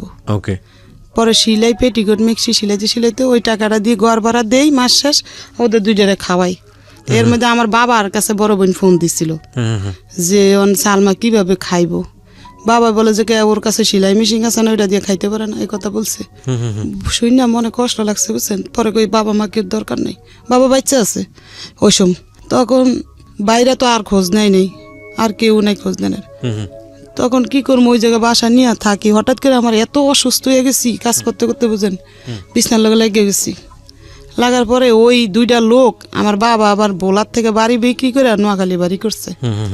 করার পরে ওই লোক 2টা আমাদের বাড়ির লগের, এই ক্যান্টনমেন্ট চাকরি করে, আর্মি ক্যান্টনমেন্ট, সিপিলে চাকরি করে। তখন ওরা মানে আমাদেরকে চিনে, তাই শুক্রবারে বিকেলে আর্মিকে বন্ধ থাকে, তো ওরা 2জন আমার বোনের বাসায় আসতো, বোনের জামাইয়ের লগে কথাবার্তা বলতো। ওখানে আমারে বললো যে তুই কি করস, আমি এরম এরম করি ভাই, কিভাবে চলমো 2টা বাচ্চা নিয়ে। বলে যে তোর ছেলেটারে আমাদেরকে দিয়া দেয় ক্যান্টনমেন্টের মধ্যে, ও টুকটাক আমাদের সাথে করবো টরবো থাকবো। তো ছেলেটারে ওরা নিয়ে গেছে ভিতরে। তো নিচে পরে 1 দিন 2 দিন ওরকম দেখছে, ওই ওর বাবা দেখছে, দেখে বলে যে একে বলে যে আমার বোনের ছেলে। মানে আপনার সেকেন্ড হাজবেন্ডের কথা বলছেন আপনি? ওকে, হ্যাঁ, আমার বোনের ছেলে। তখন আপনার প্রথম হাজবেন্ডটা কোথায়? প্রথম হাজবেন্ড ওই রাস্তা ঘুরে খায় টায়, নিশা পানি। আপনার সঙ্গে যোগাযোগ নাই? না যোগাযোগ নাই, 2 বছর হইছে এখন যোগাযোগ নাই। এখন একদিন দেখছি রাস্তায়, ডিভোর্স হয়নি কিন্তু যোগাযোগ নাই? না, 2 বছর হয়নি। আর ওর সাথে আমার কাবিনও হয়নি, এমনি বিবাহ দিচ্ছে, মানে মৌখিক ভাবে দিচ্ছে তারা। তখন ও একদিন দেখছি রাস্তায়, দেখছি নাক মুখ একবার ফুলা, পাওয়াত ফুলা প্রচুর। এই আমার বড় বোনের জামাইয়ের কাছে যায়, কইতাছে দুলা ভাই আমি 3 দিন ধরে খাই নাই, আমার কটা ভাত দাও। তো আমার বোনের হোটেলে নিয়ে বলে ভাত বুত খাওয়াই পাঠাই দিচ্ছে। আমাদেরকে অনেক বিশ্রায়, সে পায় না, তন্ন করে পাইলে তো আমাদের মারবো, হ্যাঁ। তো পায় না দেখে ও বিশ্রায় টিশ্রায় ওই দোলাইফার ফুইরা থাকে, রাস্তাঘাটে ফুইয়া থাকে, আর মানুষের ওইটা চুরি করে। তখন ওই ঘর নিয়ে থাকি ওই লোকটা বলছে যে তুই চল একদিন তোর বোনেরে দেখতে যাবো। তো আমারে দেখতে আসছে, দেখতে আসছে একদিন, দেখছে দেখে চলে গেছে। গিয়া ওনার রেশন পাইতো 20 কেজি চাউল আর 15 কেজি আটা। এই রেশনটা ওই লোকটারে দিয়ে আমার বাসায় পাঠাইছে। 3 মাস রেশন পাইতো। মানে সে কি আর্মিতে ছিল? আর্মিতে ওই সময় সার্জেন্ট ছিল। হ্যাঁ, সার্জেন্ট ছিল। দেওয়ার পরে একদিন আবার আসছে আমাদের বাসায়, মিষ্টি নিয়ে আসছে। নিয়ে আসে আমি আর আমার ওই ভাইটা দেশের, ওনার সামনে আসছে, আরেকটা ভাইও আসছে, 3 জনই আসছে। 3-4 একটা বাড়িতে অনেক বাড়াইতা ওই বাসায়। তখন আমার মানে দিছে একটা নাম্বার মুট কইরা লেইকা ফিক্কা মাইরা আমার ঘরে দিছে। ওরা যদি দেখে মাইন্ড করে, ফিক্কা মাইরা দিছে। ওই লাগে 100 টাকা দিছে। আচ্ছা, দিয়া মানে ওইটার মধ্যে লেখা আছে যে আমার কাছে এটা দিয়ে ফোন করবে, এই টাকাটা দিয়া তুমি জুরিয়ান রেলগেটের থেকে, আচ্ছা তোমার সাথে আমার কথা আছে, এটা লিখছে। তাই আমি তো আর অত পড়ালেখা জানি না, ভালো করে বুঝি না। তো একজনের দিয়ে আমি পড়াইছি। এই সময় আমার ওই বাচ্চা অত মানে পড়তে পারে না, পড়াইছি। পর দেখি ওই কথা লেখা। তখন আমি একদিন রেলগেটতে ফোন দিছি পরে সে আমার জিজ্ঞাসা করলো যে আপনি কিভাবে চলেন টলেন। তা আমি বলছি আমি এরকম কাজ করে চলি। বলে যে আচ্ছা আপনি আমার সাথে একটু দেখা করেন, আপনার আমি সিএমএস একটা চাকরির ব্যবস্থা করে দিম। নাচ। নাম কি ছিল ওনার? খুরশেদ আলম। আচ্ছা, না সিএমএস একটা চাকরির ব্যবস্থা করে দিম। তখন আমি বলছি যে আচ্ছা যদি আমার একটা চাকরির ব্যবস্থা করে দেয় তো আমার ভালো হইব, সরকারি চাকরি হইলে আমি চলতে পারবো 2টা বাচ্চা নিয়ে। এভাবে বাচ্চার বয়স 7 বছর হয়ে গেছে। মানে এটা প্রথম বাচ্চা না? এই যে ওর বয়স আচ্ছা 7-এ পড়ে গেছে এরকম। তখন এই মেয়ে পরে ক্লাস 1-এ মনে পড়ে এরকমই হইব, 1-2-তে পড়ে। কোথায় তখন? ছেলে আমার লগে আছে। ছেলেটা তখন ছেলে আমার লগে আছে, ঘুরে গাড়ে কোনো কাজ করে না। ও তখন ওই ক্যান্টনমেন্ট দিছি, ও কাম পছন্দ হয় না আর ক্যান্টনমেন্টে দিয়েছিলেন কিন্তু ওখানেও কাজ পছন্দ হয় না। ওরা কাপড় দোলাই করে, ওরা আব্বু না, ওরা বসে না পাইনি, ওই সিপিল ওরা কাপড় দোলাই করে আর্মি গো, ওগুলার লগে একটু কাজ কাম করতে দিছিল, কিন্তু করবো না। সে আয়সা পড়ছে, আয়সা ঘরে শুয়ে থাকে, আমি কিছু বললোই খেলে টেলে আয়সারাই, আমি যাই লেগা কাজে, ও ভাত বুত খায়, ওর খেলে খারাপ পোলাবেনের লাগে মিশে, পড়াশোনা করেন না, পড়াশোনা করে আপনি শাসন করেও করতে পারেন। শাসন করলে কি বা আমার মানে কিছুই কয় না, আমি মারলে চুপ করে থাকে, আমি গেলে ও খেলে টেলে, আর আমি না থাকলে পলায়া থাকে, থেকে ভাত বুত খায়, এরকম করে দিন যা রাত পয়, ওর খালি না খাইলে না খায় থাকে। বাবা খুবই বাবার কাছে যায় না, এই যে বলি বাবা খুব ইম্পর্টেন্ট একটা ফ্যামিলির জন্য, খুবই ইম্পর্টেন্ট। এবং একটা ব্রোকেন ফ্যামিলিতে আসলে যারা বড় হয় তারা বুঝতে পারবে যে একটা মার অ্যাবসেন্স কিংবা একটা বাবার অ্যাবসেন্স ওই পরিবারের জন্য কতটা ভয়ানক, বা তার বড় হয়ে ওঠার জন্য কতটা ভয়ানক। বলেন তারপরে কি হলো? আপনি তারপরে এভাবে উনি বলছে চাকরি দিব, বললা চাকরি তো দিব না, আমার লগে সিটিং বাজি করবো, আমি তো আর বুঝি নেই। উনি এভাবে আমার ওই লোকটা দিয়ে একটা মোবাইল কিনা ফাটাইছে, সিটি সেল মোবাইল, সিমও বইরা দিছে, 2,000 টাকা পাড়া ওই লোকটারে দিয়া পাঠাইলে, আমি ওই টাকাটা দিয়ে স্যালাইন মেলাইন নেই, এটা মানে আমার বড় বোনে জানে না ওই লোকটা পাঠাইছে, জানে মনে আমার কাজের টাকা, এই মানে আমি আনছি কাজের থেকে, ওই যাত্রাবাড়ির থেকে, তখন ওইটা দিয়ে স্যালাইন মেলাইন নিয়েছি, শরীরে একটু সুস্থ হয়েছি, আবার কাজ করি তো হঠাৎ করে আমি ভাবলাম, লোকটা আমার অনেক কিছু বলে, মানে যে আমি তোমার দায়িত্ব নিবো, তোমার কাজ করা লাগবো না, আমি 20,000 টাকা বেতন পাই, রেশন পাই, আমার কেউ নাই খাওয়া। ছিল? হ্যাঁ, বিবাহিত, 2টা বাচ্চাও ছিল না। এটা আপনি জানতেন? না, জানতাম না। আমার ওই ওরে হাত করে নিছে, ওই লোকটারে, কারে? ওই যে আমাদের দেশের ওই লোকটারে হাত করে নিছে, বলতে না। হ্যাঁ হ্যাঁ, তখন জানতাম না কিছু, তখন বলে এগুলো, আমি বলি না ভাই, আমার 2টা বাচ্চা আছে, এটা নিয়ে কেউ সংসার করে কিনা? করে না, করলো। পরে আমার বাচ্চাটির লাত্তি লুত্তি দিয়ে ফালাই দিবেন আপনি, বলে যে সবাই একরকম মনে করেন না আপনি। দেখলাম লোকটা অনেক ব্যবহার ভালো টালো, এরকম দুর্বল হয়ে গেছি একদম, মানে তার প্রতি। ও স্যার, সে বলে যে তোমার বোনের কাছাকাছি তুমি থাইকো না, তুমি আমি একটা বাসা নিয়ে দিই, তুমি ওখানে বাসা নাও। তখন আমি বলছি যে না, বাসা তো নিব আমি, কিন্তু সেই বাসা ভাড়া আমার কে দিব? বলে যে আমি দিব। তখন আমি বাসাটা ছাইরা ওই পারে, রেল গেটের ওই পারে একটা বাসা নিছি, ভাড়া মনে 4,000 টাকা হইব না, 3,500 টাকা বাসা ভাড়া নিয়ে, আমার 2 ছেলে মেয়ে নিয়ে আমি ওইখানে গেছি। যাওয়ার পরে টুকটাক কিছু মাল সামানা ও কিনা দিছে, আর ওই লোকটারে দিয়ে রেশন মেশন পাঠাইছে বাসায়, পাঠাইছে। পরে বাড়িওয়ালারে বলছি আমার 2 বাচ্চা আমি থাকুম, আমার হাজবেন্ড থাকবো, এ কথা বলছি। এখন আমি বলছি যে আমরা এখন, বলে যে আমরা এখন বিবাহ করব, উনি বলছে আমার প্রস্তাব দিছে। তাই আমি বলছি তাহলে কে সাক্ষী থাকবো? বিবাহর সাক্ষী আছে না? তখন ওই লোকটা আর একটা লোক, এই 2 জন সরকার, একজন মৌলবী ডাইকা আমরা বিবাহ করছি। আচ্ছা, তো এই বিয়ে করার আগে তো আপনার আগের হাজবেন্ডের সাথে আপনার তো সেই অর্থে সম্পর্ক ছিল না, তার চিনিও না, জানিও, দেখিও নেই, আর তারে এই 2 বছর সে আমার কোনো খোঁজ খবর না, আমরাও তার খোঁজ খবর না। আপনি বিয়ে করার আগে আপনার ছেলের মেয়েদের সঙ্গে আলোচনা করছিলেন যে আমি এরকম একটা বিয়ে শাদীতে এরকম? বলি আপনারে, তখন আমি বিবাহ করতে চাইছি, কিন্তু আমার এই মেয়ে বাধা দিচ্ছে। আচ্ছা, ছেলে কিছু বলে না, ছেলে জিয়ানে রাইতে না খাই, ছেলেও বোঝে না সব কিছু, মানে অন্যরকম। ও মেলে বলে যে না, এরে আমি বাবা বললে স্বীকার করুম না। আচ্ছা, বোঝে সব, বলে যে না। আমি বলি যে থাক বাবা, আমরা ঘর নিতে গেলে ঘর দিব না আমাদেরকে। মানুষে বলে যে ঘর নিতে আইসেন আপনার হাজবেন্ড কি করে? বলি যে আমার 2 বাচ্চা আর আমি। বলে যে না, বাসা দিব না, বাসা দিব না। আপনি কিভাবে বাসা ভাড়া দিবেন এই কথা বলে। তখন ওরে বললাম যে একটা গাছের তলে যদি থাইকা তোমরা বাবার পরিচয় দিয়ে থাকো, মানুষ সম্মান দিব তোমাদেরকে যে তোমার বাবা। This is our society, Priya Shroda. This is our society, and of course you have to face it. দেখুন, আজকে যে মানুষটার জীবন গল্প আমি এখানে তুলে ধরছি, সমাজের একেবারে প্রান্তিক পর্যায়ে, প্রান্তিক অনেকেই বুঝবেন না বলে নিম্ন পর্যায়ের একজন মানুষ, দিন এনে কোনো রকম একবেলা পেট পুড়ে খেটে খাওয়া একজন মানুষ, এবং সেই মানুষটা যদি নারী হয় তাহলে তার জীবন সংগ্রাম কতটা ভয়ানক হতে পারে এটা জীবন গল্পে নতুন করে প্রমাণ দেওয়ার কিছু নেই। কিন্তু এই রকম একটা পরিবারেরই তার একটা সন্তান, সে রেপড, যার 11 বছর বয়স। Can you imagine the situation? Okay, আমরা সামনের দিকে আগাই। হ্যাঁ, বলেন। তারপরে বিবাহ করার পরে উনি সেদিন আমাদের বাসায় ছিল, কিন্তু আমার ছেলে ছিল না। ছেলে পরে ক্যান্টনমেন্টের ভিতরে ওদের সাথে থাকে। আমার এই মেয়ে ছিল বাসায়। তখন এই মেয়ে কান্দে দেখে সে চকলেট মকলেট এনে ওরে দিছে। তখন আমাদের বাসায় রাত্রে ছিল। থাকার পরে সকালে সে অফিসে গেছে গা। অফিসে যে অফিস করে আমার কাছে মানে প্রতিদিন থাকে না, ইউনিটে থাকে। কিলে হঠাৎ করে থাকে, ইউনিটের কেউ জানলে এনাছে মাইন্ড করতে পারে, এর লাগে ইউনিটে ঘুমায়, মাঝে মাঝে এসে আমার কাছে থাকে এরকম করে 2-3 মাস হয়ে গেছে। তখনও জানেন না আপনি যে ওনার আগের একটা বিয়ে আছে? না, যায় না, দেশে যায় না। আচ্ছা, 2004 সালে বিয়ে হয়েছে, তারপরে থাকতে 2006 সালেও প্যাড হয়েছে। মানে এই মেয়েটা যে মেয়েটা মূলত আজকে ভিকটিম। আচ্ছা, ও ভালোই, লোকটা ভালো, আমার সাথে ব্যবহারও ভালো করতো সব সময়, আমার কোনোদিন মারতো না, খারাপ একটা বকও দিত না, রেশন সবই দিত আমার, তেল। আর আমি ওই কাজটা ছাড়ি নেই, কাজটা করি, মানে একবার কাজ বন্ধ করে দিইনি, যে তার নির্ভয় করে থাকবো সেটা না, যে আমারটা দিয়ে আমার বাচ্চার খরচ চালাইতে পারবো, তারটা দিয়ে আমি ঘর ভাড়া দিব, এরকম। তখন এইভাবে ভেবে ওই বাচ্চা আমার ডেলিভারি হয়েছে। বাচ্চার যেসব 2.5 বছর বয়স, তখন ওনার পোস্টিং হয়ে গেছে। পোস্টিং? হ্যাঁ, হয়েছে হইলো আপনার যমুনা ব্রিজের গোড়ায়। ওকে। তখন উনি যমুনার গোড়ায় চলে গেছে, আমাদেরকে ওইখানে রাইকা। আচ্ছা। চলে যাওয়ার পরে ওইখান থেকে আসে, প্রতি বৃহস্পতিবারে নাইট পাস নেয়, বৃহস্পতিবার রাত্রে আসে, শুক্রবারে সারাদিন থেকে, শনিবারে সারাদিন থেকে বিকালে চলে যায়। ওকে। এভাবে সংসার করতে করতে ওই মেয়ের 2.5 বছর হয়ে গেছে।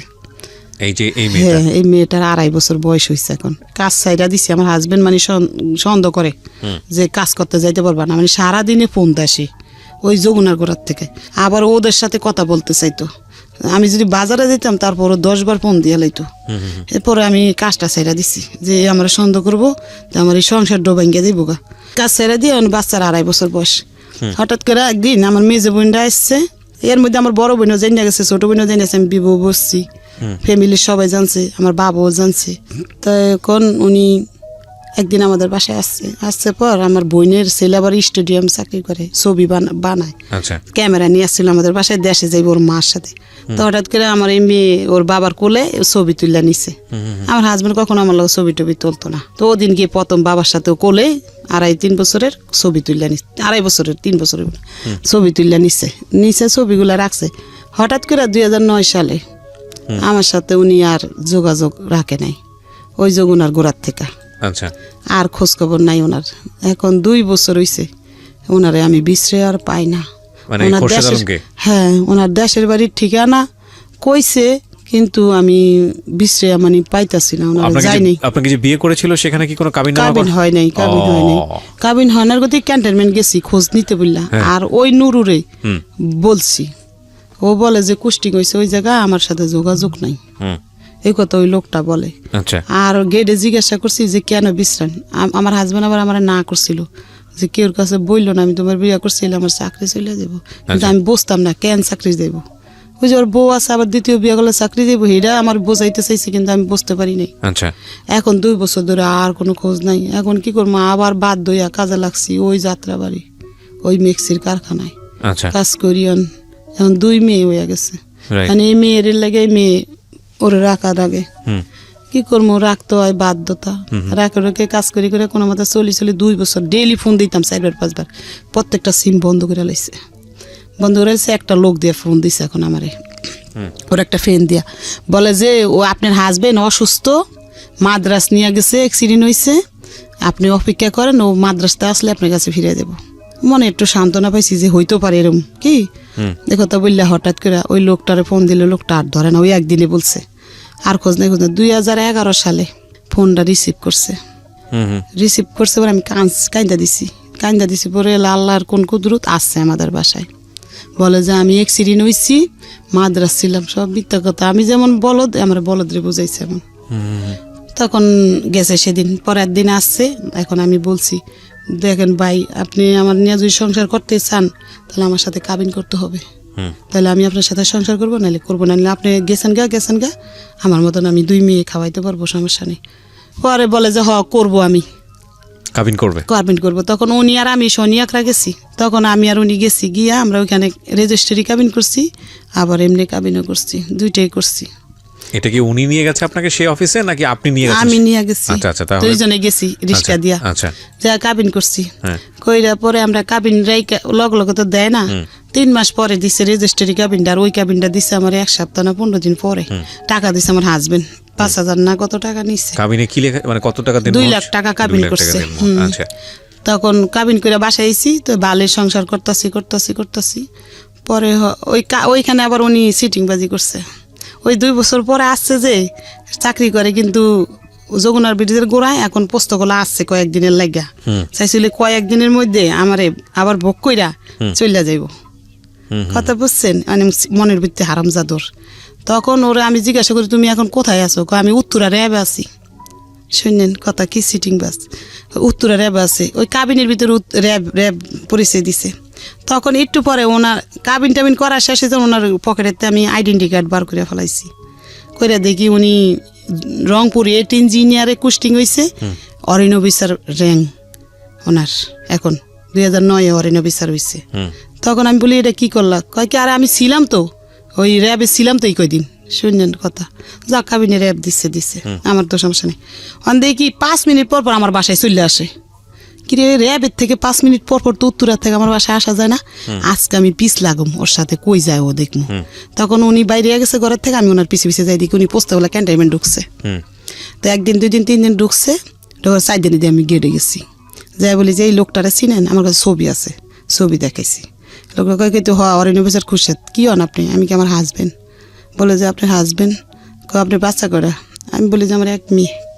দেখেছি এক মেয়ে আমার, এই যে দেখাইছি ছোট মেয়েটা। বলে যে ও খারো ডাইকে এনে দিতেছি, তখন ডাইকে এনে দিছে, ও আমার রাস্তায় এনে বাসায় নিয়ে আসছে। আইসা উনি অন্ত জিদ দিয়ে ফাইটা যাইতেছে, গেটে চলে গেছে, এ তো ডেয়ারিং হয়ে যাবো আস্তে আস্তে আস্তে করে। আর সইরা গেছে গা রংপুর গেছেন 3-4 দিন ধরে আমার সাথে আর যোগাযোগ নাই, ফোনও দেয় না, ফোন অফ। আমি এলা গেটে গেছি চালাই করে, যাই বলি যে আমার হাজবেন্ড এখানে তো চাকরি করতো, এখন উনি কোথায়? উনি তো কুস্টিং হয়েছে, আপনার বলে নেই? আমি বলি না আমার, হ্যাঁ ওইখানে কোথায় এরম জায়গায়, ওরা আমার ঠিকানা লিখে দিছে। আমি ওরে ছোট নিয়ে চলে গেছি এর গাড়িতে, রাইতের গাড়িতে গিয়ে সকালে নামছি, নাইমা আমার হাজবেন্ডে বার করে নিচ্ছি, নিয়ে ওইখানে এসএম স্যারের কাছে বিচার দিছি যে আমি আমার হাজবেন্ডের লগে থাকবো। সব বলছি, বলি যে হাজবেন্ডের লগে থাকবো। তো আচ্ছা থাকলে আপনার হাজবেন্ড ঘর নিলে আপনি থাকবেন। ওই এর আগে আরেকটা ঘটনা হয়েছে, 2009 সালে বাস্ট হয়েছে, যে ওর 2টা বাচ্চা আছে। কেমনে পাইছি জানেন? একটা সিটি পাইছি, ওর মেয়ে সিটি লেখছে বাবার কাছে। 2 মাস ধরে বাবা বাড়িতে যায় না, তার দাদির কাপড় নাই, তার স্কুলের জুতা নাই। এই সিটিটা আমি পাইছি, পাই না সিটিটা আমি একজনের দিয়ে পড়াইছি, আমি পড়তে জানি না, তো পড়াইয়া দেখি কি বাচ্চাটির কষ্টের কথা লেখছে এটার ভিতরে। হইনি আমার খারাপ, তখন আমি এটা মানে গোটপিট করছি। ওই যাই না গেছি দিকে ওই পলাইয়া গেছে ওই 2 বছর আর আসে নাই। পলানের আগে এই ঘটনা বললা গেছি, পলানের আগে পলাই গেছে ওই যাই না। আপনি যখন বললেন না আর্মিতে গিয়ে এই ঘটনাগুলো, তারপরে কি হলো? তারপর যাই না গেছি দেখে ও পলাইছে। ওই সিডি আমার কাছে আজও আছে, আমি রাইকা দিছি সিডিগুলা। তখন পলাইছে, ওই যে পলানের পরে 2011 আইছে, কাবিন করলাম, করার পরে ওইখানে গেছি। ধরলেন ওরে ফাইনালি তো গিয়ে ধরলেন? দর্শি আমরা স্বীকার করছে। হ্যাঁ না সেটা ঠিক আছে, তারপরে কি হলো? মানে ওখান থেকে কি বললো? আপনাদের একসাথে থাকার নিয়ম দিচ্ছে। তারপর যে আপনার হাজবেন্ড ঘর নিলে আউটে বাসা নিব, আপনি থাকেন তার সাথে, নিয়ম দিচ্ছে, থাকেন আপনি, সমস্যা নাই। তখন আমি চলে আসছি ঢাকা, যে মাল সামানা নিয়ে পরে যাওয়া লাগবো ঘর নেওয়ার পরে। ঢাকা চলে আসছি আমার বাবুরে নিয়ে, আসার পর ও গাড়িতে উঠাই দিছে, চলে আসছি। আইসা থাকতাছি ওইখানে আসাম স্যারের বলছে কি আমি ঢাকা পোস্টিং নিতে চাই, তাহলে আমার 2টা ফ্যামিলির আমি দেখতে পারবো। ঢাকা পোস্টিং নিতে চাই? হ্যাঁ, তখন মিরপুর স্টাফ কলেজ 12 নম্বরে পোস্টিং নিচ্ছে উনি। আচ্ছা, নেওয়ার পরে আমাদেরকে এখান থেকে বাসা ছাইরা আমাদেরকে, এখন মানে আমার ছেলে অনেক বড় হয়েছে, 17 বছর হয়েছে ছেলের। তখন আমি মনে করছি যে আমার হাজবেন্ড ওইখানে রুম নিবো মনে একটা, ওখানে আমার 2 মেয়ে, আবার এই ছেলে কোথায় নিবো, ও কাজ করে এখানে, তো তুমি তো দাদির কাছে থাকো আর আমি ওদেরকে নিয়ে ওখানে যাই, তারপরে তোমারে নিয়ে যাবো পরে। ছেলের দাদি ওই সৎ দাদির কাছে রাইখা গেছি। আমার হাজবেন্ডের এই হলো বাসা আর এই হলো অফিস কাছাকাছি, কিন্তু আমার হাজবেন্ড বলে যে আমার অফিস অনেক দূরে, কিন্তু আমি যেখানে বাসা তখনও একটা লুকোচুরির ব্যাপার স্যাপার ছিল। হ্যাঁ, তখনও উনি আমার সাথে গোটপিট করে। আমি বলি যে কত জ্বর আসছে, মানে জ্বর আইছে। পরে আমি বলি যে ভাবি জ্বর আইছে কি করবো? কয় কি কেন, আপনি তো সব কিছু সরকারিভাবে পাবেন। বলে যে আমার সাথে যান, তো চলেন দেখায়। কে খুশির সাহেব বলে না কিছু? আমি বলি উনি তো বলে ওনার অফিস অনেক দূরে। বলে যে ওনার অফিস অনেক দূরে, এই কথা বললো কেন? বুঝি না তো কিছু, ভাবি আপনাদের বেশি কি গোটপিট আছে? আমি না, বলে যে আমার লাগে লোন। তখন আমি ঢুকছি ডাক্তার দেখাইতে, ঢোকার পরে এখন বলে যে বই করা ছাড়া তো ডাক্তার দেখাইতে দিব না। তখন আমার হাজব্যান্ড আমি ফোন দিছি যে আমি ডাক্তার দেখাইতে আইছি। বলে যে ভালো করছেন ডাক্তার, ও ইউনিটের ভিতরে মানে অফিসের ভিতরে। তখন উনি একটা সৈনিক জসিম নাম ওরে পাঠাইছে যে তোমার ভাবি আসছে, যাও একটা বই করে দাও গা। তখন যায় মানে বই করা লাগে, একটা বই কিন না, ওটার মধ্যে মানে স্যারেরা সিল মারবো, তারপর ডাক্তার দেখানোর নিয়ম। তখন আমি ডাক্তার দেখায় বাসায় আইছি। রাত্রে জিজ্ঞাসা করছি আমি কি আপনি বললেন না আপনার অফিস অনেক দূরে, বললে যে আসে আর বলে যে চিন্না লাইছেন তো চিনছেন ভালো করছেন। পরে এরকম করে সংসার করতেছি বালি হঠাৎ কইরা উনি না একটা মেয়ে ওনারে ফোন দেয়, না ধরার গতিকে আমি শূন্য ফেলাইছি। মেয়েটা ওনারে বলতেছে দাদু আপনি ফোন ধরেন না কি লেগা, উনি করছে কি কাইটা দিচ্ছে। আমি শুনছি দেখা আমার উঠছে জিদ উঠছে, ওনার মোবাইল কাইটা নিছি, নিয়ে ওনার নাম্বার টিপা বার করছি। ওনার ওয়াইফের নাম আসমা। বার করে আমি ওই নাম্বারে ফোন দিছি, আমি জানি ওর বোন নাম কি সব জানি না গেছি। ফোন দিয়া বলি যে এরকম আপনার হাজবেন্ড ঢাকা একটা বিয়ে করছে আপনি জানেন? বলে যে না তো। তখন তো দেশে শূন্য লাইছে সবাই। শোনার পরে ওই বউ মানে দেশে কান্দাগাড়ি করতেছে, ঢাকা আইব। তখন ওই বউ ঢাকা আইছে, আইসা বাসা নিতে চাইছে 12 নাম্বার। আমার হাজবেন্ড বাসা নিয়ে দেয়নি, বলছে যে তুই যদি এখন এখানে বাসা নেস তাহলে আমার চাকরিটা চলে যাবো গা। এ কথা বললে ওই বউ আসছে ঢাকা, আইসা ওরা তেল মাইকা দেশে পাঠাই দিছে। 3 মাস পরে আমার বাবু পেটাইছে। তখন বলে যে বাচ্চা নিছোস হ্যান ত্যান মানে এরকম নিব না বাচ্চা। তখন ও প্যাড হইছে। তখন আমি প্যাড হইতে 12 নাম্বার তখন আমার বাসা চিজ করে ফালাইবো, মানে এখান থেকে চিজ করে অনেক দূরে ফাটাইবো। তো দূরে ফাটাইছে, মানে ও 12 নাম্বার দিকে পাঠাই দিছে। ওইখানে আবার এই বাচ্চা ভর্তি হয়েছে তো ওদের লাগে দাঁড়ায়। এখন ও করে কি ইউনিটে ঘুমাই থাকে, আমাদের ওইখানে যায় না, ওই বাসার কলেজের ভিতরে ঘুমাই থাকে, যায় না। জানা দিকে দিতে আমার ওই ছেলে ফোন দিছে, একটা মেয়ে বিয়া করছে, একটা মেয়েরে ফোন দিছে আর আমার হাজবেন্ড বলছে আসো আমি নিয়ে আসি তোমাদের। আইনা করছি কি আমার বাসায় বউ সহকার দিয়া ও নি আর আমার বাসায়ও জানা, আমাদের খোঁজ খবর লয় না। এই দেন সামনাসামনি থাকে, আপনি টাকা পয়সা দেয় মাস শেষ, আর এমনি রাত্রে আসেও না বাসায় কিছু না। তখন আমি ওই ছেলে বউরে এখন নিব না, আমি ওদেরকে আনবো কেন? ওরা আইসা মারামারি করে দুইজনে ঘরের ভিতরে। ছোট ছোট মানুষ তো বিয়ে করছে 17 বছরে, বুঝেন না, মারামারি করে বউর সাথে। কোথার মেয়ে? কুমিল্লার মেয়ে, কুমিল্লা ক্যান্টনমেন্টের দরের।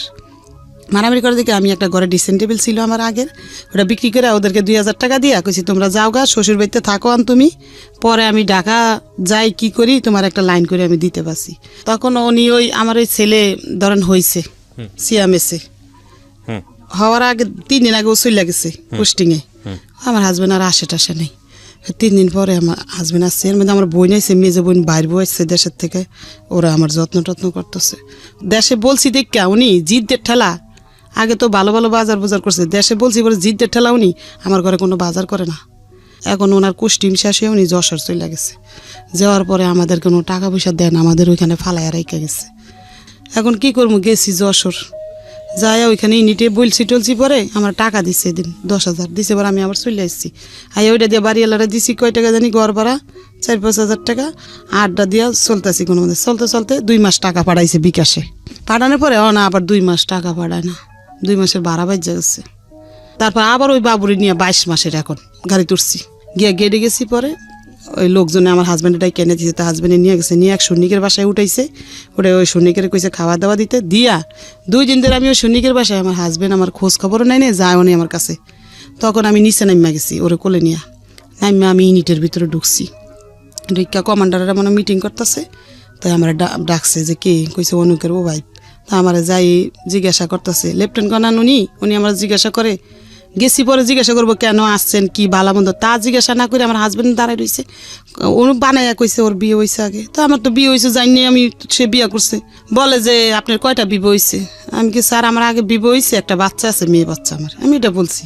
তখন এই কথা বলছে, পরে আমি কি স্যার শোনেন আপনি সুস্থ বিচার করেন, যদি সুস্থ বিচার না করেন আল্লাহর কাছে ঠেকা থাকবেন, এটা বলছি। পরে আমার হাজব্যান্ডটা উনি গালাগালি করছে, থাপ্পড় দিয়ে তোর কানা উঠে ফাড়ালামু, বেদব কোথায় গা তুই বিবাহ করছো, খাওয়ান করছো না, বলছে। পরে আমি চলে আসছি, চলে আইসা আমারে মানে আমার হাজব্যান্ড গালাগালি করছে বিশ্রীভাবে, বাইরে নামিয়া গালাগালি করছে। আমি ওই বাবুরা 22 মাসের কোলে লিয়া, মাথা ঠিক ছিল না, ওই ক্যান্টনমেন্টের গেটের সামনে আসছিল ট্রেনের রাস্তা, একবার গেটের সামনে। আমি যে সময় ট্রেনের তলে যাই, ওনারা আমার টানাটানি করছে, আর্মির লোকেরা যে ভাবি এই কাজটা করেন না, আপনি ভালো না। এই ভদ্রমহিলার জীবনের গল্প আসলে সারা রাত শুনলেও শেষ হবে না, কিছু কিছু জায়গায় আমাদের স্কুইজ করতে হচ্ছে, কারণ আমাদের গল্পের যে মূল জায়গাটা। তুই ভর্তি করছি এই মেয়েরে ওই সরকারি স্কুলে, আর ওই মেয়েরে ক্লাস বেসরকারি, ওটা সরকারি নাই, 9-এ ভর্তি করছি। এখন এদের পড়ার খরচ আমি চালাই, ওই মিশিং এর কাজ দিয়া কোনো মতে জীবনযাপন করি আমি, বোঝেন। আর একবেলা খাই আর একবেলা খাইও না, ওদের পড়ালেখা চালাই। ও বাচ্চা, ছোট বাচ্চা জানেন, দুধের লেগে কান্না করতো, দুধ দিতাম না, চিনি গুলাই পিঠারের মধ্যে খাওয়াইয়া রাখছি, বাচ্চাটার আমি বড় করতেছি। এভাবে চালাই, বাচ্চাটির পড়ালেখা বন্ধ করি নাই। কই এরা পড়ালেখা করলে আমি তো মূর্খ, কিছুই জানি না, জীবনে এরা বড় মানুষ হইতে পারবো। খালি এদের পড়ালেখার কথাই কইতাম, ঘরে আইলো কইতাম মা তোমরা সুন্দর করে পড়ো। এরম করতে করতে আমি কিস্তিতে টাকা উড়াইয়া দেই, ফুদে মানুষে বিক্রি করে, কাপড় চোপড় অনেক বেচা কিনা হয়। আমি ওগুলো আইন এক এক জায়গাতে সাপ্লাই করে বিক্রি করতেছি এখন। ওই মিশিংয়ে আছে এখনো ঘরে আমার। এই ঘটনাটা ওর বড় বোন বলতে চাচ্ছে।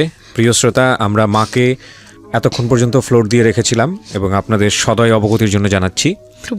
হ্যাঁ, নিশ্চয়ই আপনাকে দিব ফ্লোর। একটা মার জন্য কতটা ভয়ানক হতে পারে এই সন্তানদের ঘটনা বর্ণনা করা, আল্লাহ মাফ করুক। আমি আর কিছু বলতে চাচ্ছি না, আমি স্পিচলেস টোটালি। আচ্ছা ঠিক আছে, বড় বোনকে হ্যাঁ বলেন। তারপরে দেখেন বড় মেয়ে ক্লাস এসএসসি পরীক্ষা দিল, দিয়া এই গ্রেডের উপরে উঠাইছে। ও সরকারি কলেজে চান্স পাইছে, সরকারি কলেজে পড়ালেখা করে। ওর খরচ আমার লাগে না অত বেশি, অল্প অল্প। ও টিউশনি করে, মানুষের বাসায় দিইনি টিউশনি করতে। যে মানুষ যদি আমার মেয়ের দিকে খারাপ নজরে তাকাইলে কের বাসায় টিউশনি করতে দেয় না, ও ঘরে যা পড়ায় তা দিয়ে চলে। আর আমি কাপড় বেশি জানেন, বিকালবেলা জুরিয়ান রেল গেট যায় কাপড় বেশি, হাজার হাজার মানুষের দেখছে এই বোরকার মুখ ডাইকে আসে, সারাদিন কাপড় বেশি আমি। কেউ যেন দেখলে কইতে পারেন আমার বাচ্চারা কাপড় আলির মাইয়া খোটা না জান দেয় লেগে, জানেন আমি এরকম করে চালি। আর আজকে আমি সাজানো সংসার আমার ধ্বংস। আমি আসতেছি প্রিয় শ্রোতা, আমি এখানেই আপনাদেরকে নোট করতে চাই যে এই হচ্ছে আমাদের আসল জায়গাতে আসা। এতক্ষণ আসার জন্য আমি এতক্ষণ আপনাদেরকে একটা বর্ণনার মধ্যে রেখেছি। এই কথাটা এই কারণেই বলছি, পত্রপত্রিকায়, টেলিভিশনে বা অন্য কোথাও গণমাধ্যমে যে এই রেপের ঘটনাটা আসে, এটা শুধু আপনি রেপটাই জানেন, কিন্তু রেপ হলে একটা ফ্যামিলির কি হয়, যাকে রেপ করা হচ্ছে সেই সন্তানটি কত কষ্ট করে বড় হয়, তার যে একটা ব্যাকগ্রাউন্ড থাকে, একটা অতীত থাকে, তাকে নিয়ে স্বপ্ন থাকে, তার জন্য বাবা মা কত পরিশ্রম করছে। এই রেপটা শুধু শারীরিকভাবে তাকে ক্ষতি করা না, পুরো ফ্যামিলিটাকেই যে রেপ করা হয় এবং এই রেপ পুরো জীবনটাকে যে রেপ করা হয়, শেষ করে দেওয়া হয়, সেই ঘটনার ফিলিংসের জায়গাটাতে আজকে আপনাদেরকে আমি নিয়ে যেতে চাই, যে কারণেই এতক্ষণ ধরে ব্যাকগ্রাউন্ডে ছিলাম। আশা করছি শেষ পর্যন্ত শুনবেন। বড় বোনকে আমি ফ্লোর দিচ্ছি। আমি ওদের কারোর নাম আজকে রিভিল করিনি, ফেসবুকে আসলে আপনারা দেখতে পাবেন লাইভ, যেভাবে দেখানো সম্ভব আমি সেভাবেই দেখাচ্ছি আপনাদেরকে। ওকে, সো তুমি বলো কি হয়েছে ক্লাস 5 যখন পড়ছিল? যখন আমার বোন ক্লাস 4 পড়তো, 4 রাইট, দোলাইপাড় সরকারি প্রাথমিক বিদ্যালয়। আচ্ছা, তোমার স্কুলের টিচাররা তো সবাই ইনফর্ম এই ঘটনার প্রেক্ষাপটে? ওকে ঠিক আছে, বলো। তখন ওই 4 এর ক্লাসে ফেব্রুয়ারি মাসের 20 তারিখে ওর ক্লাসমেট একটা নতুন মেয়ে ভর্তি হয়। ওরা আসে কদমতলী থানা থেকে, শ্যামপুর থানায়। তো আসে, ওর সাথে ভর্তি হয়, ওর সাথে বন্ধুত্ব হয়। আচ্ছা, আমাদের বাড়ির সামনেই, স্কুলের সামনেই। তখন ওর সাথে বন্ধুত্ব হয়, মেয়েটা আমাদের বাড়িতে আসে। তখন মানে জানতে পারলাম যে মেয়েটার মা ডাক্তার, একটা সাইনবোর্ড লাগানো আছে বাড়ির মধ্যে, উনি শিশু এবং গাইনি ডাক্তার। উনি ঘরের মধ্যে রুগী দেখে। ওনার বাড়ি নোয়াখালী, লক্ষ্মীপুরে।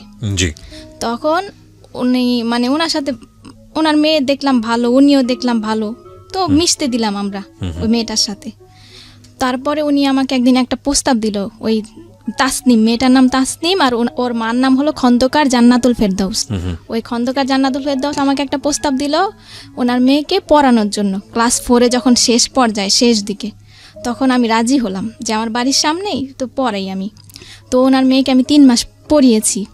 পড়ানোর পরে আমি দেখতে পেলাম যে ওনাদের ঘরে অনেক লোকজন আসে, আর ওনাদের ঘরে মেয়ে থাকে, বলে যে আমার বোনের মেয়ে। লোকজন আসে আর উনি আমাকে মানে অনেক ধরনের কথা বলতো, যেগুলো আমার মানে একটু খারাপ লাগতো। যেমন বলতো যে আমার একটা গেস্ট আসছে, তো এজন্য আমি একটু পরিপাটি হচ্ছি, আমার অনেক ভদ্র গেস্ট। আবার অনেক মাঝে মধ্যে অনেক ফোনে নোংরা কথা বলতো। তখন মানে আমার অনেক হাজবেন্ড ছিল না বাসায়? না, ওনার হাজবেন্ড নাকি লন্ডন থাকে। তো ওনার মেয়েকে 3 মাস পড়ানোর পর আমার মাকে আমি এসে বলেছি যে মা এরকম ওনার ঘরে লোকজন আসে। তখন আমার আম্মু বলছে যে তাহলে হয়তো বা মহিলাটা ভালো না, পড়ানো ছেড়ে দাও। আমি পড়ানো ছেড়ে দিয়েছি, আর আমার ছোট বোনকে ওনাদের বাসায় যেতে নিষেধ করেছি, যে ওনাদের বাসায় যাবা না। ও 3 মাস ধরে ওনাদের ঘরে একটা লোক থাকে, বলে যে ওনার ভাই। এজন্য আমার মা বলছে যে ওনার ভাই আছে অবিবাহিত, তুমি ওনাদের বাসায় যাবা না ওর সাথে। আমার ছোট বোন নিষেধ করা হয়েছে ওদের বাসায় যেতে না। এখন 5 উঠছে, আমার বোন উঠছে, আর ওই তাসনিম, যে মেয়েটা তাসনিম, ও এখন 5 উঠার পরে ওই মহিলা কিন্তু আমার ছোট বোনের অনেক খোঁজ খবর নিত ক্লাস 4 থেকেই। আর ওনার নাম্বারটা আমার কাছে ছিল, ওই যে আমি যে ওনার মেয়েকে পড়িয়েছি তখন ওনার নাম্বারটা আমাদের মোবাইলে সেভ করা ছিল। ওই তো আমাদের নাম্বারে ফোন দিয়ে আমার মাকে জিজ্ঞেস করতো, আমাকে রাস্তায় দেখা হইলে জিজ্ঞেস করতো। ছোট বোনের শুধু খবর নিত উনি, যে ওর কি খবর মোবাইল করে করেও। তো ওর সাথে কি হয়েছে আমরা জানি না। নভেম্বরের 8 তারিখ বৃহস্পতিবার ছিল, ওই দিন কোচিং ছুটি হয়েছে 3টায়।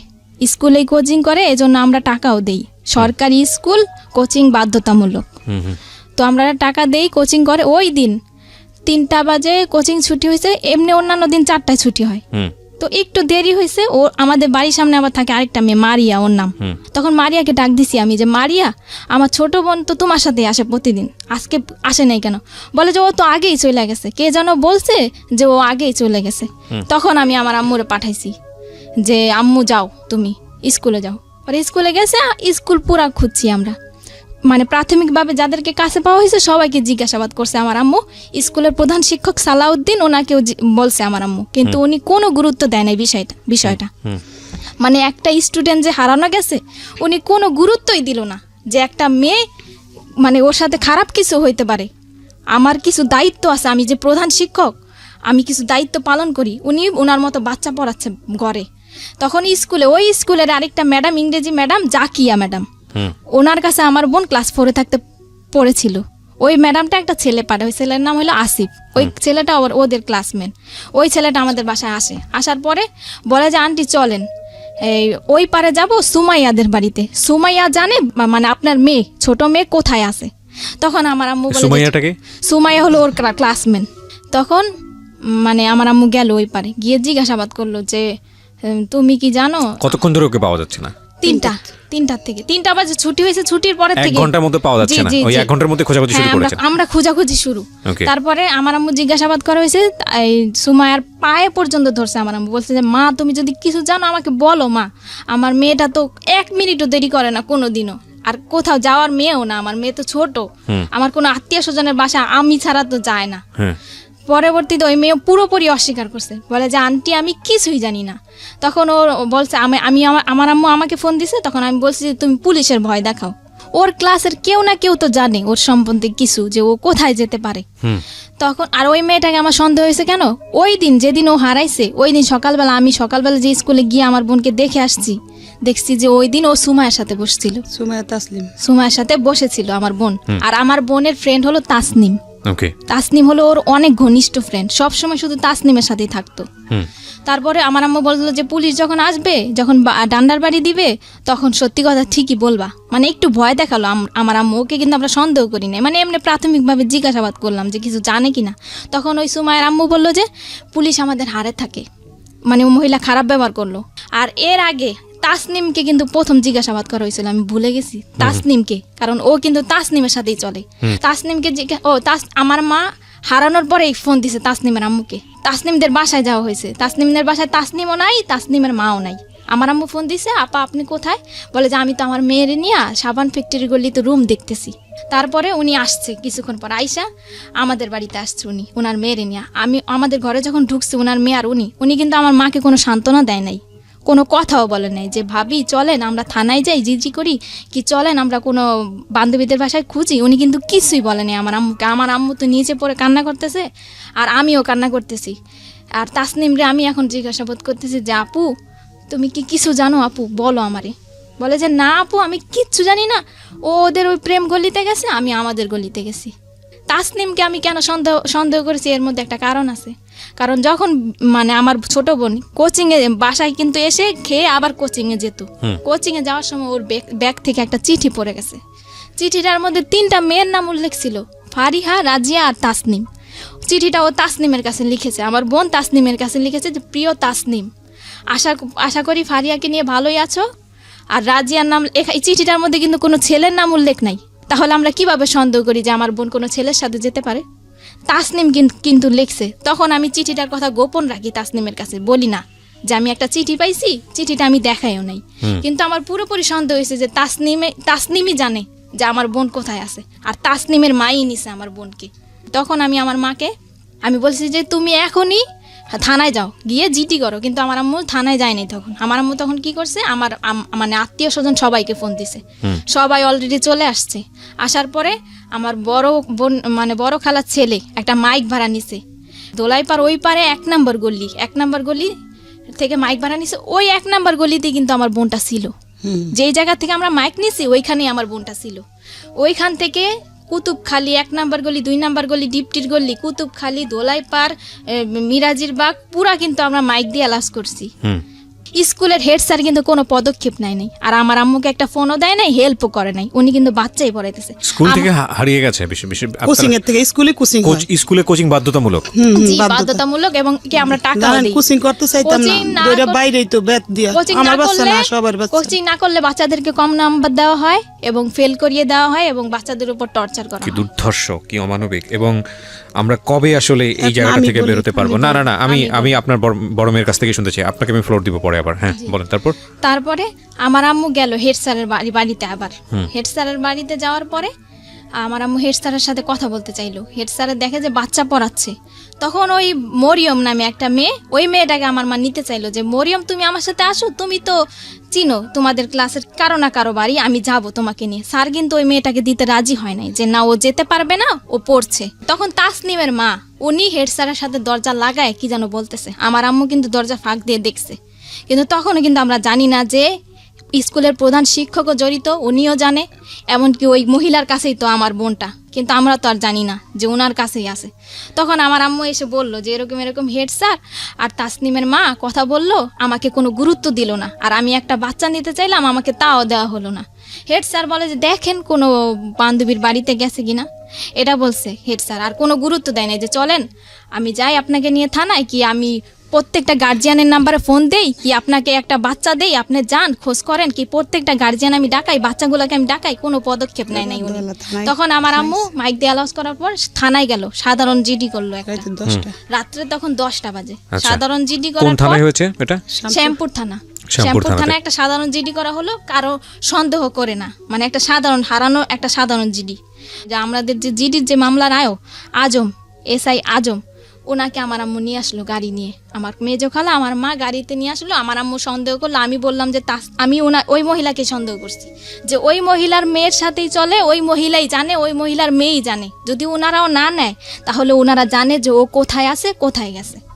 তখন ওই মহিলাকে সন্দেহ করে আমি আমার মাকে পাঠালাম, রাত্রে 2টা বাজে গাড়ি নামায় নিয়ে আসছে, মহিলার বাসায় গেছে পুলিশ নিয়ে। তারপরে ওনার মেয়েকে মানে আমরা পুলিশ নিয়ে চাপ দিলাম, আর ওই খন্দকার জান্নাতুল ফেরদাউসকে চাপ দিলাম আমরা। তখন ওই মহিলা কিন্তু স্বীকার করেনি, আর মহিলার মেয়েও স্বীকার করেনি। তখন ওনার মেয়েকে আমরা মানে সন্দেহ করলাম ওনার বোনকে, ওনার বোন আবার থাকে পান্থপথ, ওই দোলাইপাড়াই পান্থপথ একটা মানে একটা স্থানের নাম, ওই স্থানে থাকে আর কি। তো ওইখানে ওনার মেয়েকে মানে আমরা চাইলাম যে তোমার খালার বাসায় হয়তো বা থাকতে পারে। তখন ওনার মেয়েটাকে কিন্তু উনি একাই দিয়ে দিল, উনি কিন্তু কোনো আপত্তিকর মানে কথা বললো না যে না আমার মেয়েকে দিব না, আমি এত রাত্রে এতগুলা পুলিশের সাথে আমি কিন্তু দিব না আমার মেয়েকে। উনি কিন্তু ওনার মেয়েকে দিয়ে দিল আমার মার সাথে। আর আমার মা ওনার মেয়েকে নিয়ে এই রাত্রে 2টা বাজে ওর খালার বাসায় গেল, খালার বাসায় আর ওই গাড়ির মধ্যে ওনার মেয়েকে আমার মা কোলের মধ্যে রাখলো এবং বললো যে মা বলো, মা যদি তুমি কিছু জানো তাহলে বলো। কিন্তু ওনার মেয়ে কিন্তু কিছুই বললো না, যে না আন্টি আমি কিছুই জানি না। তখন ওর খালার বাসায় খোঁজা হলো, নেই, ওই বাসায়ও নেই। তখন ওই মহিলা আমার মাকে বললো, যখন ওনার মেয়েটাকে ফেরত দেওয়া হলো খুঁজে আসার পর, তখন মহিলা আমার মাকে বললো যে কাজটা কিন্তু আপনি ঠিক করেন নাই, মানে আমার বাসায় যে পুলিশ নিয়ে আসছেন কাজটা কিন্তু ঠিক করেন নাই আপনি। তখন আমার মা বলল যে আমি পুলিশ নিয়ে আসছি, একটু পর আমি র্যাব নিয়ে আসবো, মানে আপনার কাছেই আমার মেয়ে আছে, আপনিই জানেন। আমার মার তখন মাথা ঠিক ছিল না, বলছে, আর মেয়েটা কিন্তু ওনার কাছেই ছিল। কিভাবে উদ্ধার হলো তারপরে আমার মা চলে আসলো বাড়িতে। পরের দিন সকালবেলা শুক্রবার আমার আম্মু কিন্তু শুক্রবারে র্যাবের অফিসে গেল 2বার। এর মধ্যে আমার ছোট খালা মানে মিডিয়ার লোকদের খবর দিল, 71 চ্যানেলের একজন রিপোর্টার, আর টুটুল উনি বিজয় টিভির, আর দৈনিক দিন প্রতিদিনের পত্রিকার একজন, এই 3 জন আর কি আমাদের পাশে এসে দাঁড়ালো আর কি, সান্ত্বনা দিল আমার মাকে যে আপা কান্নাকাটি করেন না, আপনার মেয়েকে পাবেন। 2 দিনে আমরা র্যাবের অফিসে গেলাম, ওই টুটুল বিজয় টিভির সাংবাদিক ওনাকে নিয়ে, উনি সাক্ষী, কেসের সাক্ষী ওনারা। তো ওই দিন শুক্রবার, আর মহিলার কাছে গিয়েছে ওনারা সকালবেলা, ওই মিডিয়ার লোকেরা, মিডিয়ার লোকদের সাথে ওই মহিলা অনেক খারাপ আচরণ করছে, এগুলো ভিডিও ফুটেজ ওই সাংবাদিকদের কাছে আছে। তারপরে ওই শুক্রবার সন্ধ্যা 7টায় আব্দুর রব নামের একজন লোক আসলো, এসে আমাদের দরজা টোকা দিল, সন্ধ্যা তখন 7টা। তখন বললো এই রুমে কি কাপড় বিক্রি করে সেই মহিলা থাকে? তখন আমার আম্মু বলল যে হ্যাঁ আমি বিক্রি করি, আমিই থাকি। আব্দুর রবটা কে জানো? আব্দুর রব, যে বাসায় ওরা রাখছে যেই 30 বাসায় ঘন্টা। ছিল ও 30 ঘন্টা, ওকে ওকে, হ্যাঁ ওই আব্দুর রব বলে। আমার আম্মু বলে কি ওই লোকটা বলতেছে যে আপনার মেয়ে আমার বাসায় আছে, আমার কাছে আছে। তো আমার আম্মু বলে যে আপনার বাসায় আছে, আপনার বাসা কোথায়? বলে যে আমি তো মেম্বরের বাড়িতে থাকি। তা আমার আম্মু বললো মেম্বরের বাড়িতে এই যে আপনি কাছে থেকে আমার মেয়েটা দিলেন না, আপনি কি বলে যে না আমি তো 7 তলায় থাকি। বলে যে কোন 7 তলায়? বলে যে না আমি তো 1 নম্বর গলিতে থাকি। লোকটা কয় ধরনের মানে উল্টাপাল্টা কথা বলা শুরু হ্যাঁ করেছে। কথা বলা শুরু করছে। আর বলে যে আপনার মেয়েটা আমার মেয়ের সাথে চলে গেছে, আপনি নাকি অনেকে মানে মারধর করেন মেয়েকে, আমার কাছে আশ্রয় চেয়েছে, আমি আশ্রয় দিয়েছি। ওনার স্ত্রীকে ফোন দিল, কোথায় তুমি আসো? আসলো, আমার বোনটাকে নিয়ে আসলো। আমার বোনটা কে 2টা পুরুষ লোক ধরে ধরে নিয়ে আসছে, আমাদের দোতলার ভাড়াটিয়ারা সবাই সাক্ষী। তখন সবাই মানে ওই লোকটা যে এসে বললো সবাই কিন্তু দরজা খুলে ফেললো, সব কথাই। আমার বোনটা কাঁপতেছে, প্রচন্ড কাঁপতেছে, মানে যাকে দেখে তাকেই ভয় পায়, আর শরীরে অনেক জ্বর ছিল আমার বোনের। তখন লোকটা কিন্তু ঘরের ভিতরে ঢুকতে চাইলো না। আমার আম্মু অনেক কষ্টে আর আমি অনেক কষ্টে বললাম যে আঙ্কেল আপনাকে কিভাবে ধন্যবাদ জানাবো, আপনি একটু বসেন, কিছু খান আপনি। লোকটা কিন্তু ঢুকতে, এই মহিলা তোর বাচ্চাটা ফেরত দেওয়ায় কি আমার অপরাধ হইলো?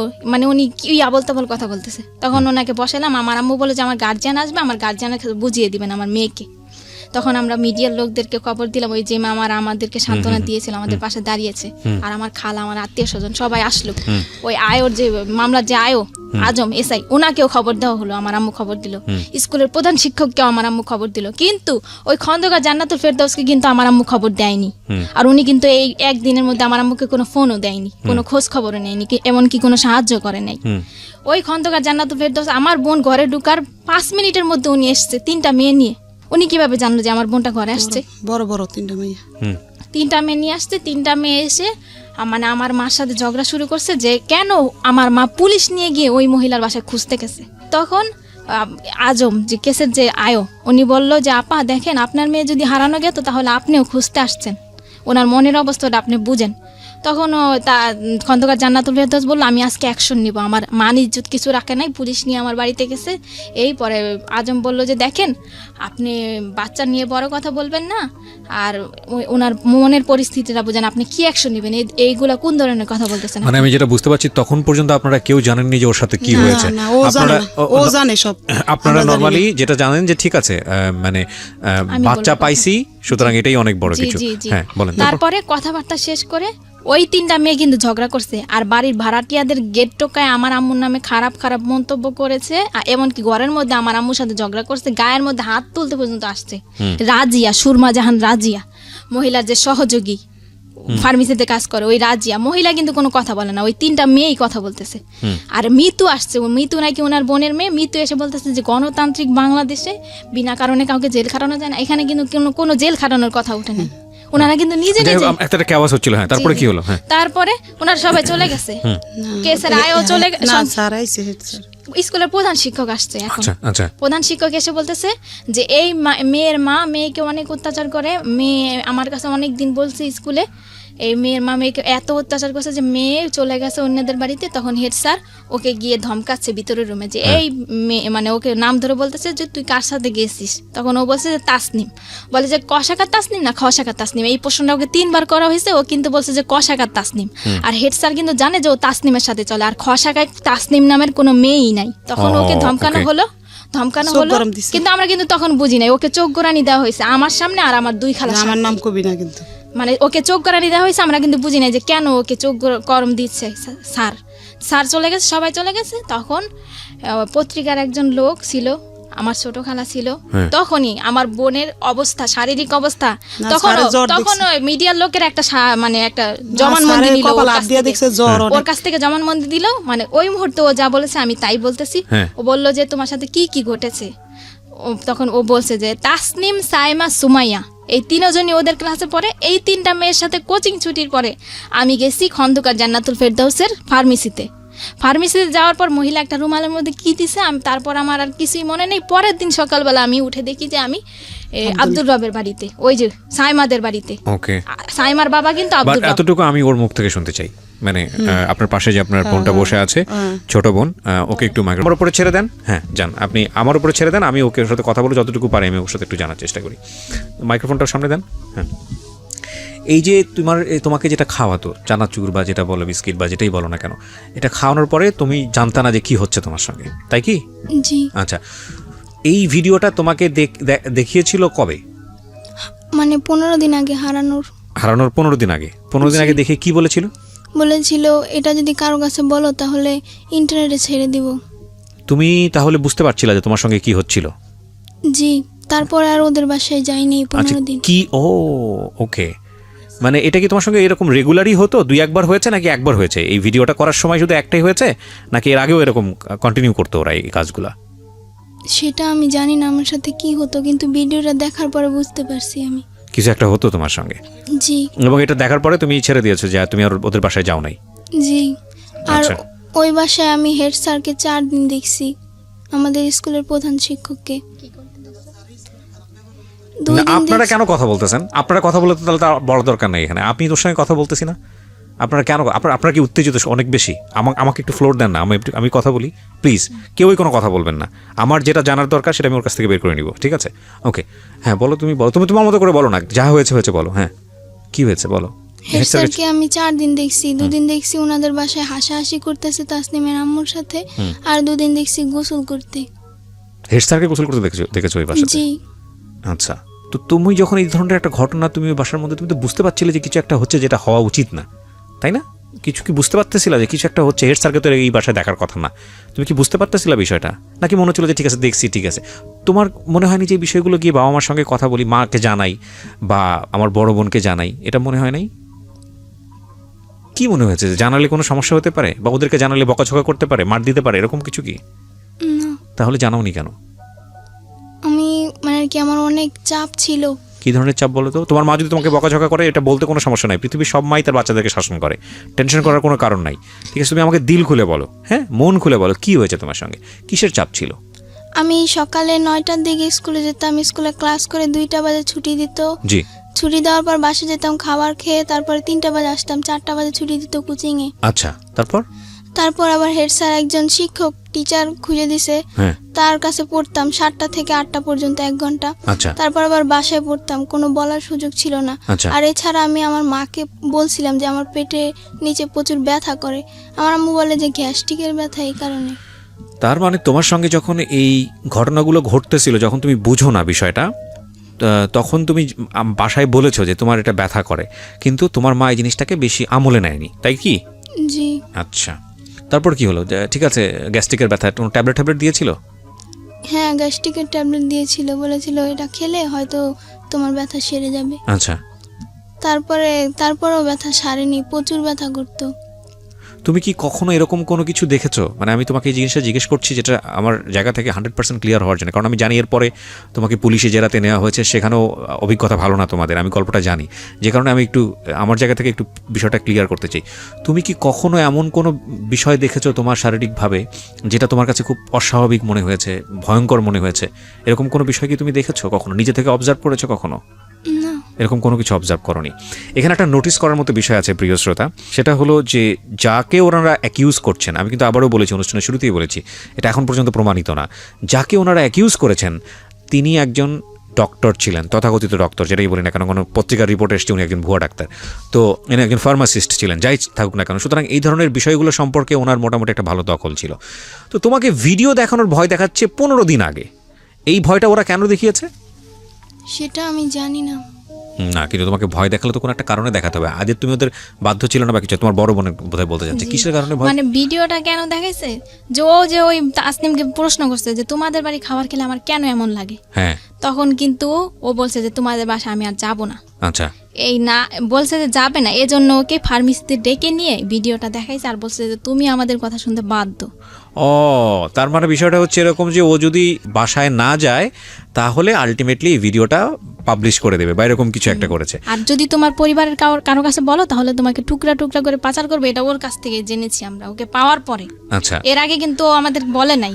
তার মানে এই জিনিসটা খুব প্ল্যান ছিল আপনাদের কথা অনুযায়ী, এবং এটা অনেক দিন ধরে ওর সঙ্গে হয়েছে। সো নোটিশ করেছে আপনাদের বাসাতে যে আমার তলপেটে ব্যথা করছে, যেটা খুব স্বাভাবিকভাবে আমি বলতাম যে তুমি হাত ধো না, আর তুমি পানি খাও না, এজন্য তোমার পেটে ব্যথা কম করে। খাইতো। আর প্রচন্ড পেটে ব্যথা, কান্না করতো। আজকে খেয়াল রাখেন এই সেন্টেন্সগুলা, এই বিষয়গুলা। প্রিয় শ্রোতা, আমি বারবার আপনাদেরকে বলছি যে আমি বহুবার রেডিওতে এই জিনিসগুলো খুব ডেডলি, খুব সাহসের সঙ্গে উপস্থাপন করেছি। আমি জানি না বাংলাদেশের কোনো মাধ্যমে এতটা মানে ডেডলি কোনো সোশ্যাল ইস্যু, কোনো ফ্যামিলি ইস্যু কখনো আসে কিনা। আমি সেজন্য সমালোচিত হয়েছি বিভিন্ন জায়গাতে, সোশ্যাল মিডিয়াতে অনেক উল্টাপাল্টা কথাও বলা হয় আমাকে নিয়ে। আমি বাট সেটার জন্য আমার কোনো কনসার্ন নেই। বাট আমি আপনাদেরকে বলি যে শিশু যৌন নির্যাতন বা সেক্সুয়াল অ্যাবিউজ, এটার যে মানে রেট কতটা ভয়াবহ সারা দুনিয়াতে, বাংলাদেশে তো অবশ্যই।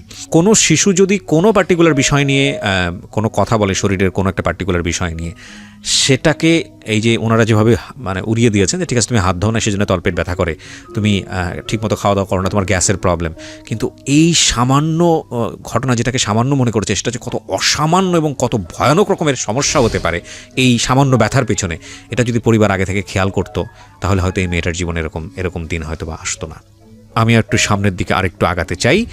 তো তুমি বলো, ওকে দেন, ফার্মেসিতে নিয়ে যাওয়ার পরে তোমার কি মনে আছে যতক্ষণ পর্যন্ত তোমার সেন্স ছিল কি করা হয়েছে তোমার সঙ্গে একটু বলো তো? ওই রুমাল ধরা পর্যন্ত কি কথাবার্তা হচ্ছিল তোমার সঙ্গে? একটা হলো তোমাকে ভিডিও দেখালো, ভয় দেখায় তোমাকে ফার্মেসিতে নিল। তো ফার্মেসিতে যাওয়ার পরে তোমার সাথে কি কথাবার্তা হচ্ছিল যতটুকু তোমার মনে আছে সেন্স হারানোর আগ পর্যন্ত? ওকে দেন। আমরা 3 বান্ধবী মিলে ফাইজলামি করতেছিলাম। আন্টি কি যেন একটা করতেছিল, রাজিয়া জাহান সুরমা, যে ওদের ফার্মেসিতে কাজ করে মেয়েটা, ওই মেয়েটার সাথে উনি কথা বলতেছিল। 3-4 মিনিট পরে দেখি উনি একটা রুমালের মধ্যে কি যেন দিতেছে। তো আমি জিজ্ঞেস করছি, আন্টি কি করেন? তা বলে কি চুপ করো, একটুখানি বসো। তারপর আমার নাকের ভিতর ধরার পরে আমার আর কিছু মনে নেই। তোমার এই নাকের ভেতর ধরার পরে যখন তোমার সেন্স ফিরছে, ফার্স্ট মেমোরিটা কি? প্রথম তোমার কি মনে আছে? কি দেখছো তুমি ঘুম থেকে ফেরার পরে? কি মনে আছে? কিছু মনে আছে? হ্যাঁ, কি সেটা? আমি ওখানে আমি যখন নাকি ঘুম থেকে উঠি তখন দেখি সাইমাদের বাসায়। সাইমাটাকে তোমার বান্ধবী? জি। আচ্ছা, হ্যাঁ, সাইমাদের বাসায়। হ্যাঁ, ওখানে ওর বাবাকে দেখছি, ওর আর একটা লোককে দেখছি, আর একটা মেয়েকে দেখছি, হ্যাঁ, আর ওর মাকে দেখছি। হ্যাঁ। তো আমি সাইমাকে জিজ্ঞেস করছি যে আমি এখানে কেন, আমি তো ফার্মেসিতে থাকি। তারপর একজন ডাক্তার আসছে, ডেলিভারি রুগী থেকে ওরে দেখবো, সে নর্মালি দেখবো। দেখার পর আমি বলছি হারাই গেছে, এই কথা বলছি। হারাই গেলের কথা বললে ওই জায়গা করে পরীক্ষা নিরীক্ষা করে যে হারাইয়া গেছে, মানে কোনো সমস্যা হয়েছে কিনা। তখন মহিলা পুলিশ দিচ্ছে একজন আর পুরুষ পুলিশ 2 জন। এই 2-3 জন আমাদের সাথে এই 11টার থেকে 3টা পর্যন্ত দাঁড়াইছিল। দাঁড়াই থাকার পরে চেক করছে ওরে। আমার বইনও ছিল লগে, আমার ওই সাংবাদিক উনিও ছিল একজন পেপারের। ওইরা উনি বলে যে এই বাচ্চার সাথে তো খারাপ কিছু হয়েছে, একের অভিজ্ঞবার। তখন আমি মনোওয়ালের লগে জানেন নিজে পইরা গেছি আমার বাচ্চার সাথে কি হয়েছে। তখন আমার সকাল ওসিজিতে ঢুকাই দিয়েছে রাইতে 3টা বাজে। আমি রাইতে ছিলাম, সকালে বাসায় গেছি। আবার আমার আর থাকতে দিছে না ওইখানে, এখানে মা থাকতে পারে না। জি, আমি বলতে চাই, আর ওকে যখন পাওয়া গেল, ওই কিন্তু এই ভিডিওর কথাগুলো আমাদের কাছে বলে নাই। আচ্ছা, শুধু ওই ফার্মেসির কথাই বলছে। তখনও জানেন না, তখনও আমরা জানি না যে ও কিন্তু ও জানে। তারপরে ওকে ঢাকা মেডিকেলে 4 দিন রাখা হলো, এবং কি ঢাকা মেডিকেলের পুলিশরা ছাড়পত্র দিয়ে বলল যে আপনারা কি মামলা করছেন? তখন আমার আম্মু বলে যে না, বলে যে আপনারা মামলা করেন, আসামিদেরকে গ্রেফতার করেন। জি, তখন আমরা মামলা করতে গেলাম। আমার মার কেস নেয় না থানায়, নিবে না আমার আম্মুর কেস। পাঠাইছে। কি করেছে আপনাকে থানা থেকে বলেন তো? থানায় আমার মামলা নেয় না। কয় কি মেডিকেলের রিপোর্ট যাব না আসবো, এবার আমরা মামলা করতে পারব না। আচ্ছা, তখন ওই সাংবাদিক করে ফোন দিছি, ওরা গেছে বরং মামলা লইব। কি করবো, আয়োরে পাঠাইছে মেডিকেল। আয়ো যায়া মোবাইলে মাইয়ার জবানবন্দি নিয়ে আসছে, তারপর মামলা করছে। মানে আয়ু সহযোগিতা করছে? হ্যাঁ, আয়ো মেডিকেল পাঠাইছে ওসি। আচ্ছা, যায়া মেডিকেল তো ওনাদের কিছু ফর্মালিটিস আছে, সেটা মেইনটেইন করতে হবে। ওইটা কইতে পারে নাই, ভিডিওর গুলা বলতে পারে নাই, পরে অসুস্থ ছিল। আচ্ছা, বলছে আমি ওই না সানবারে গেছি, তারপরে দেখি সাইমাকে বসে, এইটুকু পর্যন্ত বলতে পারছে। তারপরে আয়ু আইনা ওসির কাছে দিছে, ওসি গ্লেস লেখছে, আসামি ধরছি, আনছি থানায়। ওই সুমায়ার মারে ধরাই নেই। সুমায়ার মা যে এই লোক জড়িত আমরা জানি না। তো আপনি আসামি কাকে মনে করেন? আসামি ওই ডাক্তারের বেডি, তাসলিমের আম্মু ডাক্তার, তার সহকর্মী, ওই যে ভিডিও রেকর্ডিং করছে যে মায়েরে, আর যে আব্দুল রবের বাসায় বই আবার ঘটনা হইছে ওর সাথে খারাপ কিছু, আব্দুল রবরে ধরাইছি। আচ্ছা, 3 জন আসামিকে আপনি মামলা ধরে নিয়ে এসে পরে মামলা হয়েছে নাকি? মামলা করার পরে গাড়ি দিছে, নিয়ে আসছে। মামলার এজাহারটা আমার কাছে আছে। আপনারা নিয়ে এসছেন, আমি একটু ফটোকপি আছে আমার কাছে প্রিয় শ্রোতা, আমি খুব কিছু অল্প অংশ আপনাদেরকে একটু একটু শোনাতে চাই। আমার মনে হয় যেটা পত্রিকার রিপোর্টটা কি কবে হয়েছে, মামলা হওয়ার পরে হয়েছে? মামলা হওয়ার পরে হয়েছে। কোড উড়াইছে যেদিন এদিন। আচ্ছা, তাহলে আমি একটা কাজ করি, আমি বরং পত্রিকার রিপোর্টটাই আপনাদেরকে একটু পড়ে শোনাই, তাহলে আপনারা বুঝতে পারবেন যে কি ঘটনা ঘটেছে এবং ঘটতে চলেছে। এটা হচ্ছে একটা স্থানীয় পত্রিকা, আমি যদি ভুল না করে থাকি দৈনিক আলোর জগৎ, আমার আইডিয়া নেই পত্রিকা সম্পর্কে। এটা হচ্ছে 15ই নভেম্বর 2018 এই পত্রিকায় যেটা এসছে, টাইটেলটা ছিল এরকম যে রাজধানীর শ্যামপুরে ধর্ষণ মামলায় ভুয়া ডাক্তার সহ 3 জন গ্রেপ্তার। রাজধানীর শ্যামপুর থানাধীন ধোলাইপাড় সরকারি প্রাথমিক বিদ্যালয়ের 5ম শ্রেণীর এক ছাত্রীকে ধর্ষণের অভিযোগে 3 জনকে আটক করেছে পুলিশ। বাদী সালমা আক্তার 40, যিনি আজকে আমার সঙ্গে স্টুডিওতে আছেন, ইনি জানিয়েছেন গত 8ই নভেম্বর বৃহস্পতিবার আইরিন ব্র্যাকেটে ছদ্মনাম, আপনি আপনার মেয়ের নাম এখানে ব্র্যাকেটে ছদ্মনাম ব্যবহার করেছেন, আমরা নিজেরা নাম উচ্চারণও করিনি আজকে এখানে। স্কুল কোচিং শেষ হয় বিকাল 3টায়, কিন্তু তার মেয়ে বাসায় না ফিরলে সে স্কুলে যায় এবং স্কুল বন্ধ দেখে প্রধান শিক্ষককে ফোন দেন এবং স্কুল সহ পরিচিত লোকজন ও আত্মীয় স্বজনদের কাছে খবর নেন। এক পর্যায়ে এলাকার মাইকিং করলে কোনো খবর না পেয়ে শ্যামপুর থানায় একটি সাধারণ ডায়েরি করেন, তার নম্বর হচ্ছে 341, তারিখ হচ্ছে 8/11/2018।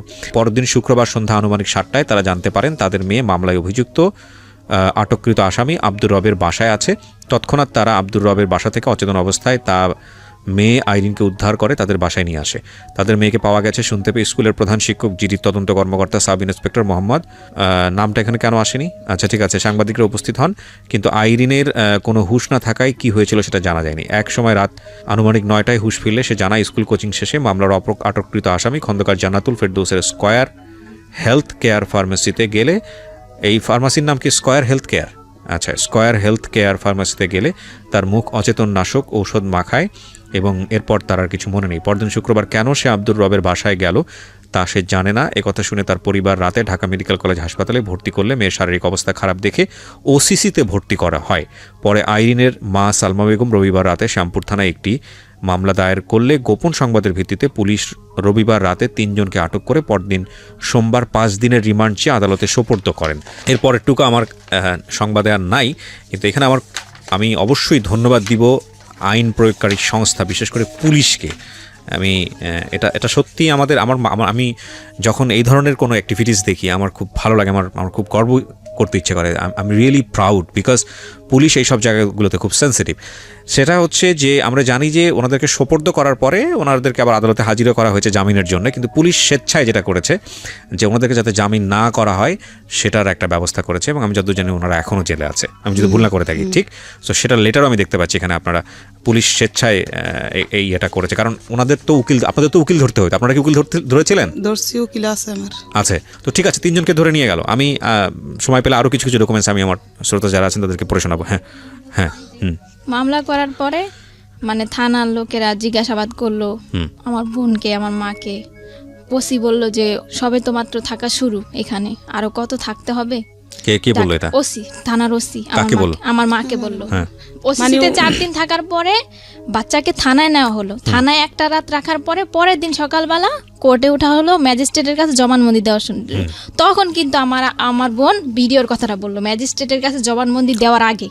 আচ্ছা। আর এর যে 4 দিন যে আমার বোন ঢাকা মেডিকেলে ছিল, ওখানে কিন্তু আমাদের বেশি থাকতে দেওয়া হয় নাই, ওর সাথে কথাও বলতে দেওয়া হয় নাই, আর ও আমাদেরকে বলেও না। আর ঠিক আছে, ওখানে ফর্মালিটিস আছে, তোমার বোন তো বলেছে। তখন কিন্তু বলেছে ভিডিওর কথা। তখন আমরা বলছি যে তোমার বেশি কথা ওর সাথে বলি না, বলছি যে তোমার সাথে যা যা অন্যায় হয়েছে, তোমার সাথে যা হয়েছে খারাপ হয়েছে, তোমার সাথে যা যা হয়েছে তুমি সব বলবা।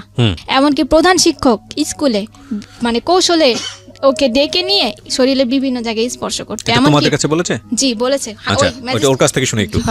এইরকম একটা ঘটনা তুমি কি বলেছো এটা তোমার ফ্যামিলিকে বলেছো যে প্রধান শিক্ষকের বিষয়টা, নাকি ওরা তোমাকে আজকে সাজিয়ে গুছিয়ে এখানে নিয়ে আসছে এই ধরনের কথা বলার জন্য? না, করতো এরকম প্রধান শিক্ষক করতো তোমাকে? জি। তো করতো, তুমি বাসে এসে কেন বলতে না বলো তো? যেদিন আমি মানে কি বৃহস্পতিবার ছিল যেদিন হারানোর দিন, সেদিন টাচ করেছিল। ওই একদিনই করেছে নাকি আর বেশ কয়েকদিন করেছে? ওই দিনই শুধু করেছে, ওই হারানোর দিন। মানে ওই ঘটনার পরে তুমি ফার্মেসিতে যাও? ওই ঘটনার পরে আমি বাসায় যাই, বাসায় যে খাবার খেয়ে আবার তারপরে তুমি স্কুলে আসো, এসে কোচিং এর পরে তুমি ফার্মেসিতে যাও, রাইট? কোচিং শেষের পর। জি, আমি আরেকটা কথা বলছি, ওকে জিজ্ঞাসা করেন যে হেড স্যার ওকে কি বলতো তোমাকে? হেড স্যার আমাকে বিভিন্ন খারাপ কথা বলতো। হেড স্যার কোথায় আছে? আমার বাসায়ও চাই। না, হেড স্যার এখন কোথায় আছে? স্কুলে। ওনার নামে মামলা হয়নি? ওনার নামে মামলা করতে ম্যাজিস্ট্রেটের কাছে চাইছি বলতে পারে নাই, ছোট আর মানুষ থানায় বুঝিয়ে কইছি বলতে করে পারে নাই নাই। থানায় যেদিন ওই ওর নামে মামলা হয় দিনে ওনার নামে মামলা হইতো। এত বড় একটা ঘটনা ঘটে গেল, প্রধান শিক্ষকের ব্যাপারে আপনারা তো আগে থেকেই বিষয়গুলো আপনারা কিছুটা হলো টাচ করতে পারছিলেন, যদি আপনাদের কথা সত্য হয়ে থাকে। অনেক তাহলে মেয়েরা কইছে তাহলে আমার আপনি মামলাতে শুধুমাত্র 3 জনের নাম কেন দিলেন? প্রধান শিক্ষকের নাম কেন জড়ালেন না? দিতে চাইছি, থানার কেউ লয় নাই, সাক্ষী ওই সাংবাদিকেরা লইব না, প্রধান শিক্ষকের নাম লইব না। তারপরে এখন আবার কি করে শুনবেন, এখন আবার মেডিকেলের সার্টিফিকেট বাইরেছে পর আবার আমাদেরকে ডাইকা নিছে থানায়, হ্যাঁ। ওই আজম হ্যাঁ। ডাইকা নিয়ে আমার বড় বোনের সরকার এখন বলে যে ওই মহিলা যে ভিডিও রেকর্ডিং করছে ওগুলা বাদ, আগের দিন ধরবো না, সেদিন রাইতে রেপ করছে কেটা সেটা নাম বলো তুমি। কথা স্যার সেটা বুঝছেন, তো বলতে পারবে না, কারণ ও বিগত তো সেন্সলেস কইতে ছিল। পারে না, অন বলতেছে আগের ঘটনা বাদ, আগের ঘটনার বাদ। তা আমি কেন আমার মেয়ে যদি আচ্ছা, আমরা আগের ঘটনা ধারাবাহিকভাবে আসি। ও দাবি করছে যে হেড স্যার ওর সঙ্গে খারাপ ব্যবহার করেছে, কিন্তু আপনারা সেখানে নতুন করে নাম ঢুকাতে পারেন নাই।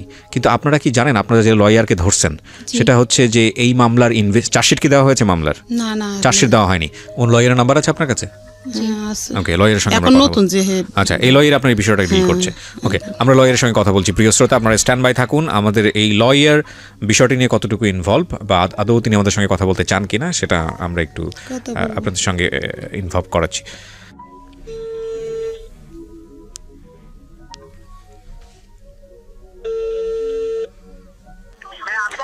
জি, আসসালামু আলাইকুম।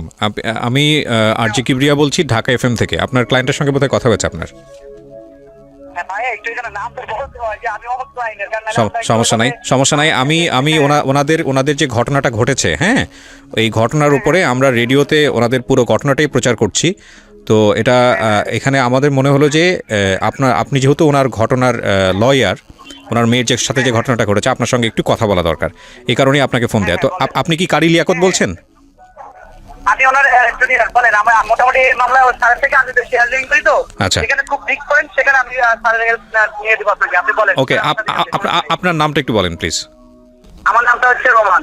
রোমান। তো রোমান ভাই, আমরা যতটুকু জানি যে এই মামলায় 3 জন গ্রেপ্তার হয়েছে এখন পর্যন্ত। হ্যাঁ, 3 জন গ্রেপ্তার। আচ্ছা, ওনারা যেই এই যে হেড স্যারের বিষয়ে যে কথাগুলো বললো, বা আমি তো নিজেও ভিকটিম, আমার সামনে আছে, আমি ওনার সঙ্গে কথা বললাম, তো সেখানে যেটা বুঝতে পারছি যে ভিকটিম তো হেড স্যারের কথা বলছে। তো এক্ষেত্রে আপনাদের জায়গা থেকে কি কোনো স্টেপ নেওয়ার আছে, যে আর যারা বাইরে আছে তাদেরকে নিয়ে কোনো ধরনের কোনো স্টেপ?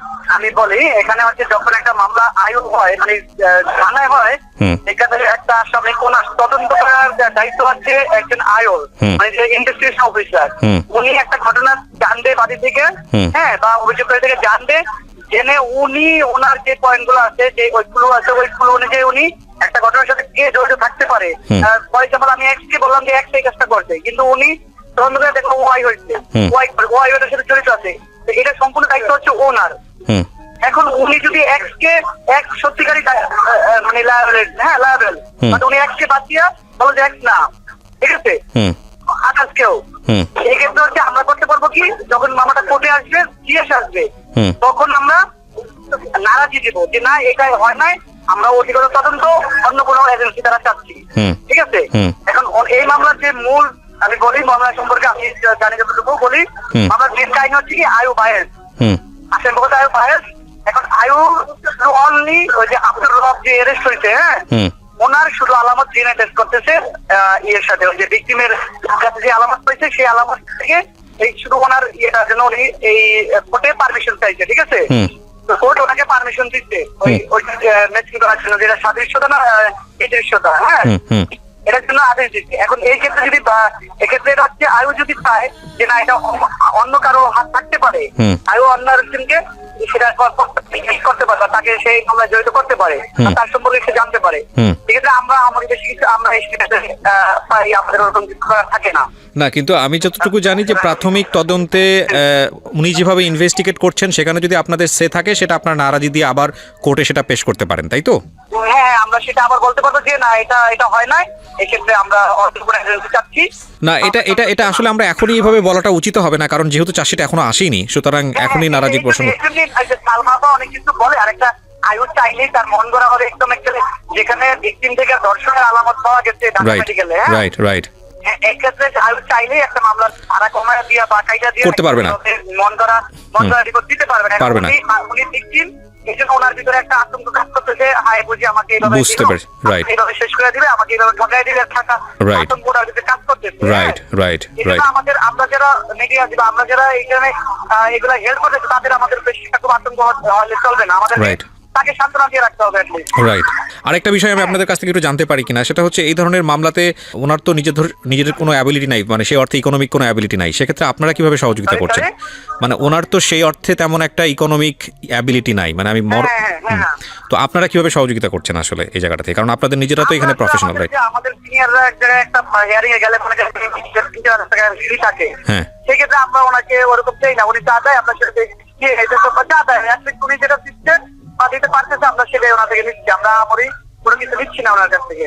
আমি একটা বিষয় একটু আপনার কাছ থেকে জানতে চাই, সেটা হচ্ছে যেহেতু আপনি লয়ার, এই মামলায় যে ধারাটা আছে, হ্যাঁ, এই মামলায় যে ধারাটা দেয়া হয়েছে সেই ধারার সর্বোচ্চ শাস্তি কি হতে পারে? আমি একটু আমাদের লিসনার যারা আছেন, মৃত্যুদণ্ড, মানে এটা যদি প্রমাণ হয় তাহলে মৃত্যুদণ্ড হয়ে যাবে, তাই তো আসামির? হ্যাঁ এটা মৃত্যুদণ্ড। আপনি যা প্রমাণ হয়ে আসলে আপনার বিচারকের কাছে যদি আপনি সাক্ষী প্রমাণ দিয়ে সম্পূর্ণ প্রমাণ করতে পারেন, সর্বোচ্চ জি, নয়ের পর যেটা ওটাতে মানে একদম মৃত্যুদণ্ড, ঠিক আছে, ওটাতে কোনো ইয়ে নাই। ঠিক আছে Ramel, thank you so much আমাদেরকে সময় দেওয়ার জন্য, থ্যাংক ইউ। আপনার সামনেই কথা বললাম, আমাদের লিসনাররাও শুনলো, এটা সব পুরো মানে একবারে আনকাটভাবে রেডিওতে প্রচার করছি আমি, পুরো কথাটাই হলো। সেটা হচ্ছে যে এগুলো করতে গেলে এক ধরনের বিভিন্ন রকমের মানসিক জটিলতা, মানসিক চাপ তো আছে, সিস্টেমেটিক জটিলতা আছে, আমরা জানি এগুলো আইনের ব্যাপার, বছরের পর বছর ধরে চলতে থাকে, তবে ন্যায় বিচার আসবে এই বিশ্বাসটা রাখতে হবে, প্রথম কথা হচ্ছে এটা। আর দ্বিতীয় কথা হচ্ছে যে যিনি ভিকটিম তিনি উপস্থিত আছেন, যারা এতক্ষণ ধরে শুনে এসছেন, নতুন করে বলার কিছু নেই, কিন্তু যার নামটা এখানে চলে এসছে যেটা আমাকে ভয়ানকভাবে আঘাত করেছে, সেটা হচ্ছে এই সরকারি প্রাথমিক বিদ্যালয়ের প্রিন্সিপাল। ওনার নাম যেহেতু এসছে, উনি সম্মানিত ব্যক্তি, যেহেতু মামলাতেও নেই এবং এটা প্রমাণও হয় না, যেহেতু ওনার নাম মামলাতে যেহেতু নেই, এখন পর্যন্ত প্রমাণ যেহেতু হয় না, সুতরাং সেই জায়গাটি থেকে আমরা আসলে দাবি করতে পারি না উনি এই ধরনের কাজ করেছে নাকি করেনি, কারণ এটার এখতিয়ার কেবলমাত্র কোর্টেরই আছে। কিন্তু যেহেতু এই ধরনের একটা অনুষ্ঠানে তার নাম এসছে, সুতরাং আমরা এটা নৈতিক দাবি মনে করছি তার সঙ্গে কথা বলার, এবং তিনি যেটাই বলুন না কেন সেটা তার বলার অধিকার আছে। তো সেই জায়গাটা থেকে তিনি আমাকে একেবারেই চেনেন না, আমি ফোন একেবারে আনকাট অবস্থায় তাকে দিচ্ছি, এরপরে দেখা যাক কী ঘটনা ঘটে। কি নাম বললেন? সালাউদ্দিন, ধোলাইপাড় সরকারি প্রাথমিক বিদ্যালয়। আচ্ছা,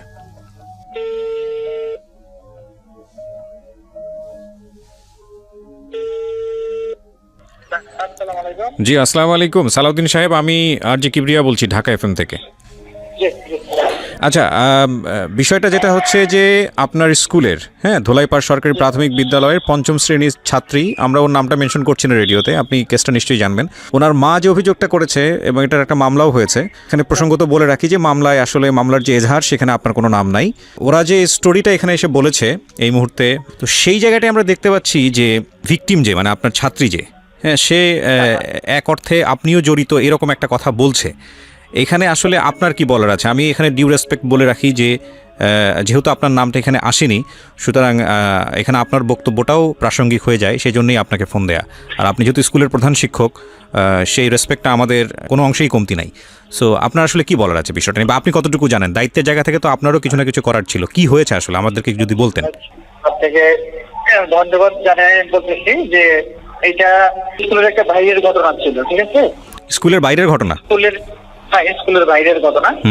এবং শ্যামপুর থানায় যখন এটার মামলা হয়েছে, শ্যামপুর থানার থেকে এটা তদন্ত হয়েছে, এরপরে তদন্ত হয়ে এটা আবার আপনার ইয়েতে গেছে শেলগা থানা। আচ্ছা, ভিকটিম সাপোর্টার যেটা আছে। আচ্ছা, ভিকটিম সাপোর্ট সেন্টার থেকে তো আপনাকেও ডাকা হয়েছিল, আমরা যতটুকু জানি। হ্যাঁ, আমি গিয়েছিলাম এবং ওইখান থেকে ওরা আসছিল, তদন্ত আসছিল। আচ্ছা, ওইখান থেকে ওই তাপসিং নামে এক পুলিশ অফিসার আসছিল, আমি ছিলাম না ওইদিন, আমি ছুটিতে ছিলাম। উনি আমার সহকারী প্লাস হলো আমার যে স্টুডেন্টরা ছিল ওদের থেকে একটা স্টেটমেন্ট উনি নিয়েছে। আচ্ছা, যেদিন এই ঘটনাটা হয়েছে সেদিন ছিল বৃহস্পতিবার, জিএসসি পরীক্ষা চলে তখন। জি, আমি আমার এক সহকারীকে নিয়ে পরীক্ষার কেন্দ্রে গিয়েছিলাম, ওই সহকারীও স্টেটমেন্ট দিয়েছিল, স্যার আমি একসাথে আমরা 9:30টার দিকে পরীক্ষার হলে থাকি এবং ওইখান থেকে আমরা প্রায় 1টা-1:30টার দিকে ওইখান থেকে না। কিন্তু একটা বিষয় তো এখানে স্পষ্টভাবে এসছে যে আপনার স্কুলে আসা অবস্থায় হচ্ছে সে মানে হারিয়ে যায়, এবং এ ব্যাপারে যেটা হচ্ছে যে সালমা যিনি অভিযোগ করলেন যে আপনার সঙ্গে বহুবার যোগাযোগ করেছে, আপনার কাছ থেকে সাহায্য চেয়েছে তার বাচ্চাকে খুঁজে পাওয়ার জন্য, সেক্ষেত্রে আপনারা কোনো সহযোগিতা করেননি, এটা আসলে কতটুকু সত্য? সম্পূর্ণ মিথ্যা কথা। আচ্ছা, উনি আমার বাসায় যখন গেছে 3টার পরে, আমি তখন ভাত খেয়ে তখন স্টুডেন্ট পড়াচ্ছি আমার বাসায়, কারণ জিএসসি পরীক্ষার কিন্তু এরপর দিন হলো ইংরেজি পরীক্ষা। বাসায় পড়াচ্ছেন মানে আপনি প্রাইভেট পড়াচ্ছেন তাই তো? আমার হ্যাঁ ওই তো স্টুডেন্ট ছিল আর কি। আচ্ছা, ওরা বাসায় আসে। আচ্ছা একজন।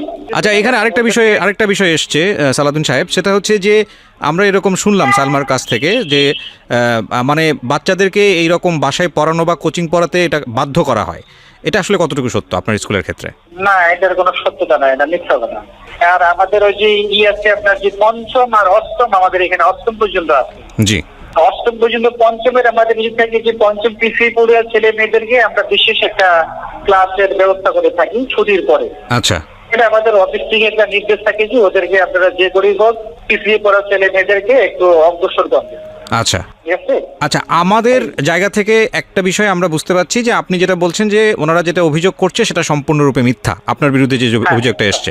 আচ্ছা, আমরা সেটা প্রচার করছি। পাশাপাশি আমাদের যিনি ভিকটিম, আমরা তো তার নামটা মেনশন করছি না, আপনার ছাত্রী, তার কাছ থেকেও এরকম কথা এসছে যে আপত্তিকর জায়গাগুলোতে আপনার জায়গা থেকে এক ধরনের ইয়ে ছিল। আমি আসলে স্পষ্টভাবে উচ্চারণ করতে চাচ্ছি না এই বিষয়টা রেডিওতে। তো আপনার ছাত্রী ক্লাস 5-এ পড়ে। হ্যাঁ, আমি প্রশ্নটা একটু কমপ্লিট করি যে ওর কি আপনার প্রতি কোনো ব্যক্তিগত ক্ষোভ ছিল যে কারণে আপনার মনে হতে পারে যে আপনার সম্পর্কে মিথ্যা কথা বলছে, যেটা তো হওয়ার কথা না একটা শিক্ষকের বিরুদ্ধে। আসলে ওদের যে বক্তব্য, সেই বক্তব্য অনুযায়ী যেটা বুঝতে পারছি, যেটা লম্বা সময় ধরে হয়েছে, চেতনানাশক ঔষধ প্রয়োগ করে এটা লম্বা সময় ধরে হয়েছে, এটা আসলে স্কুলে থাকা মানে এটার সাথে আপনি জড়িতও ছিলেন না। ওইটা কি হয়েছে না হয়েছে ওগুলো আমি কিছু বলতে পারবো না। আচ্ছা, ওগুলা এটা কি করতে পারে সেটা তাদের ব্যাপার। এটা স্কুলের বাইরে কি হয়েছে না হয়েছে এটা পুলিশ ইনভেস্টিগেশন করছে। পুলিশ কি পাইছে না পাইছে সেটা আমিও জানি না। আপনার কাছে যেরকম বলছে আমি এরকম শুনছি, এর বেশি আর আমি কিছু বলবো না। খন্দকার জান্নাতুল ফেরদৌসকে কি আপনি চিনতেন? জান্নাতুল ফেরদৌসকে আমি তো স্টুডেন্ট নাকি চিনি। খন্দকার জান্নাতুল ফেরদৌস নামে কেউ চিনি না। খন্দকার জান্নাতুল ফেরদৌস হচ্ছে এই মামলার 1 নম্বর আসামি। এনার তো আপনাকে চেনার কথা, এতদিনে তো জানার কথা। আপনার স্কুলের ছাত্রী, সে ভিকটিম হয়েছে, আপনি তো তাকে চেনার কথা। কেউ যদি তাকে কিছু করে থাকে, আমরা বলছি বারবার যে তার আমরা বিচার চাই। আমরা এলাকাবাসী এটা নিয়ে অনেক মিটিং করছি। আমার স্কুলে কমিশনারের সাথে আমি আলাপ করছি, আমাদের যে স্থানীয় কমিশনার আবু ভাই, তার সাথে আমি আলাপ করছি। আমাদের স্থানীয় এমপি সঞ্জিতা, তার সাথে এই ব্যাপারটা নিয়ে আলাপ করেছি, এবং লোকাল যত লোক আছে সবার সাথে আলাপ করছি এই ব্যাপারটা নিয়ে যে আমরা কি করতে পারি। না, অফকোর্স এটা আমরাও সেটাও চাই। কিন্তু আপনার স্কুল থেকে তো ভিকটিম মানে আপনার ছাত্রী সে চলে গেল, স্কুল থেকে বের হয়ে অন্য একটা স্কুলে ভর্তি হয়েছে। আপনারা কি চাইলে তাকে নিরাপত্তা দিয়ে স্কুলে রাখতে পারতেন না, বা এই ব্যাপারে আপনাদের স্টেটমেন্ট আসলে কি ছিল? আপনার ছাত্রী যে ভিকটিম, সে তো আপনার স্কুলে এখন আর পড়ছে না, সেখান থেকে অন্য একটা স্কুলে চলে গেছে, আমরা যতদূর জানি। সে তো পরীক্ষাই দেয় না। সেটা কি আমার থেকে অ্যাডমিট নিয়ে গেল, সে পরীক্ষা দিবে, একবার সে পরীক্ষাই দেয় না। পরীক্ষা তো সে দিতে পারে নাই, দেয় নাই না পরীক্ষা, সে দিতে পারে নাই। আপনি বোধহয় খোঁজ খবর রাখেন না। না, আমি তারে পরে ফোন দিচ্ছি যেদিন তার মা এসে আমার থেকে অ্যাডমিটটা নিয়ে গেল। আমি বললাম যে ওটা পরীক্ষার হলে পাবেন, কারণ আমরা কিন্তু পরীক্ষার হলে থাকি না, আমরা থাকি অন্য জায়গায়। পরীক্ষার দিনও আমি ফোন দিচ্ছি তারে, যখন হলের থেকে ফোন দিচ্ছি যে আপনার এই স্টুডেন্ট আসছেন, তখনও তারা আমি ফোন দিচ্ছি। সে আমাকে অকথ্য ভাষায় গালিগালাজ করে ফেরাই যাচ্ছে। আপনাকে গালিগালাজ কেন করেছে? আমি জানি না সে কেন করছে। একটা মানুষকে কারণ ছাড়া অকথ্য ভাষায় গালিগালাজ করলে আপনি কোনো স্টেপ নিলেন না? আমি কি নেবো তার কিছু, আমার দরকার নাই তো। না, কিন্তু আপনি তো স্কুলের প্রধান শিক্ষক, আপনার সঙ্গে স্কুলের ইমেজ জড়িত। আপনি যদি আমাদের বিনা কারণে কিছু বলেন, আমি আপনাকে কেন বলতে দেব? কোনো দরকার নেই তো আমার। আমি এলাকাবাসীকে বলছি যে সে এই বলে, এলাকাবাসী বলতে আপনার কিছু বলার দরকার নেই স্যার, আপনি চুপ থাকেন। আমি যতটুকু সাহায্য করছি তারা সে সেটা জানে।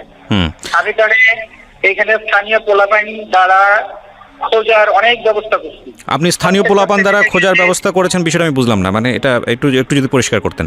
না, সে যখন বলছে যে আমার সে পায় না, তখন বলছি যে ওদেরকে দেখো সম্ভাব্য কোনো জায়গায় সে থাকতে পারে কিনা। এই ধরনের এলাকার কিছু ছেলে মেয়েদেরকে আমি তার সাথে নিয়েই বলছি যে দেখো বাবা তোমরা। আপনি এলাকার ছেলে মেয়েদের কাছে কেন যাবেন? আপনি স্কুলের একজন দায়িত্বপ্রাপ্ত ব্যক্তি, আপনি যাবেন পুলিশের কাছে। পুলিশের কাছে তো রাতে গেছি আমরা। না, আপনি এলাকার ছেলে মেয়েদেরকে, এলাকার ছেলে মেয়ে কাদেরকে খোঁজের জন্য পাঠিয়েছেন?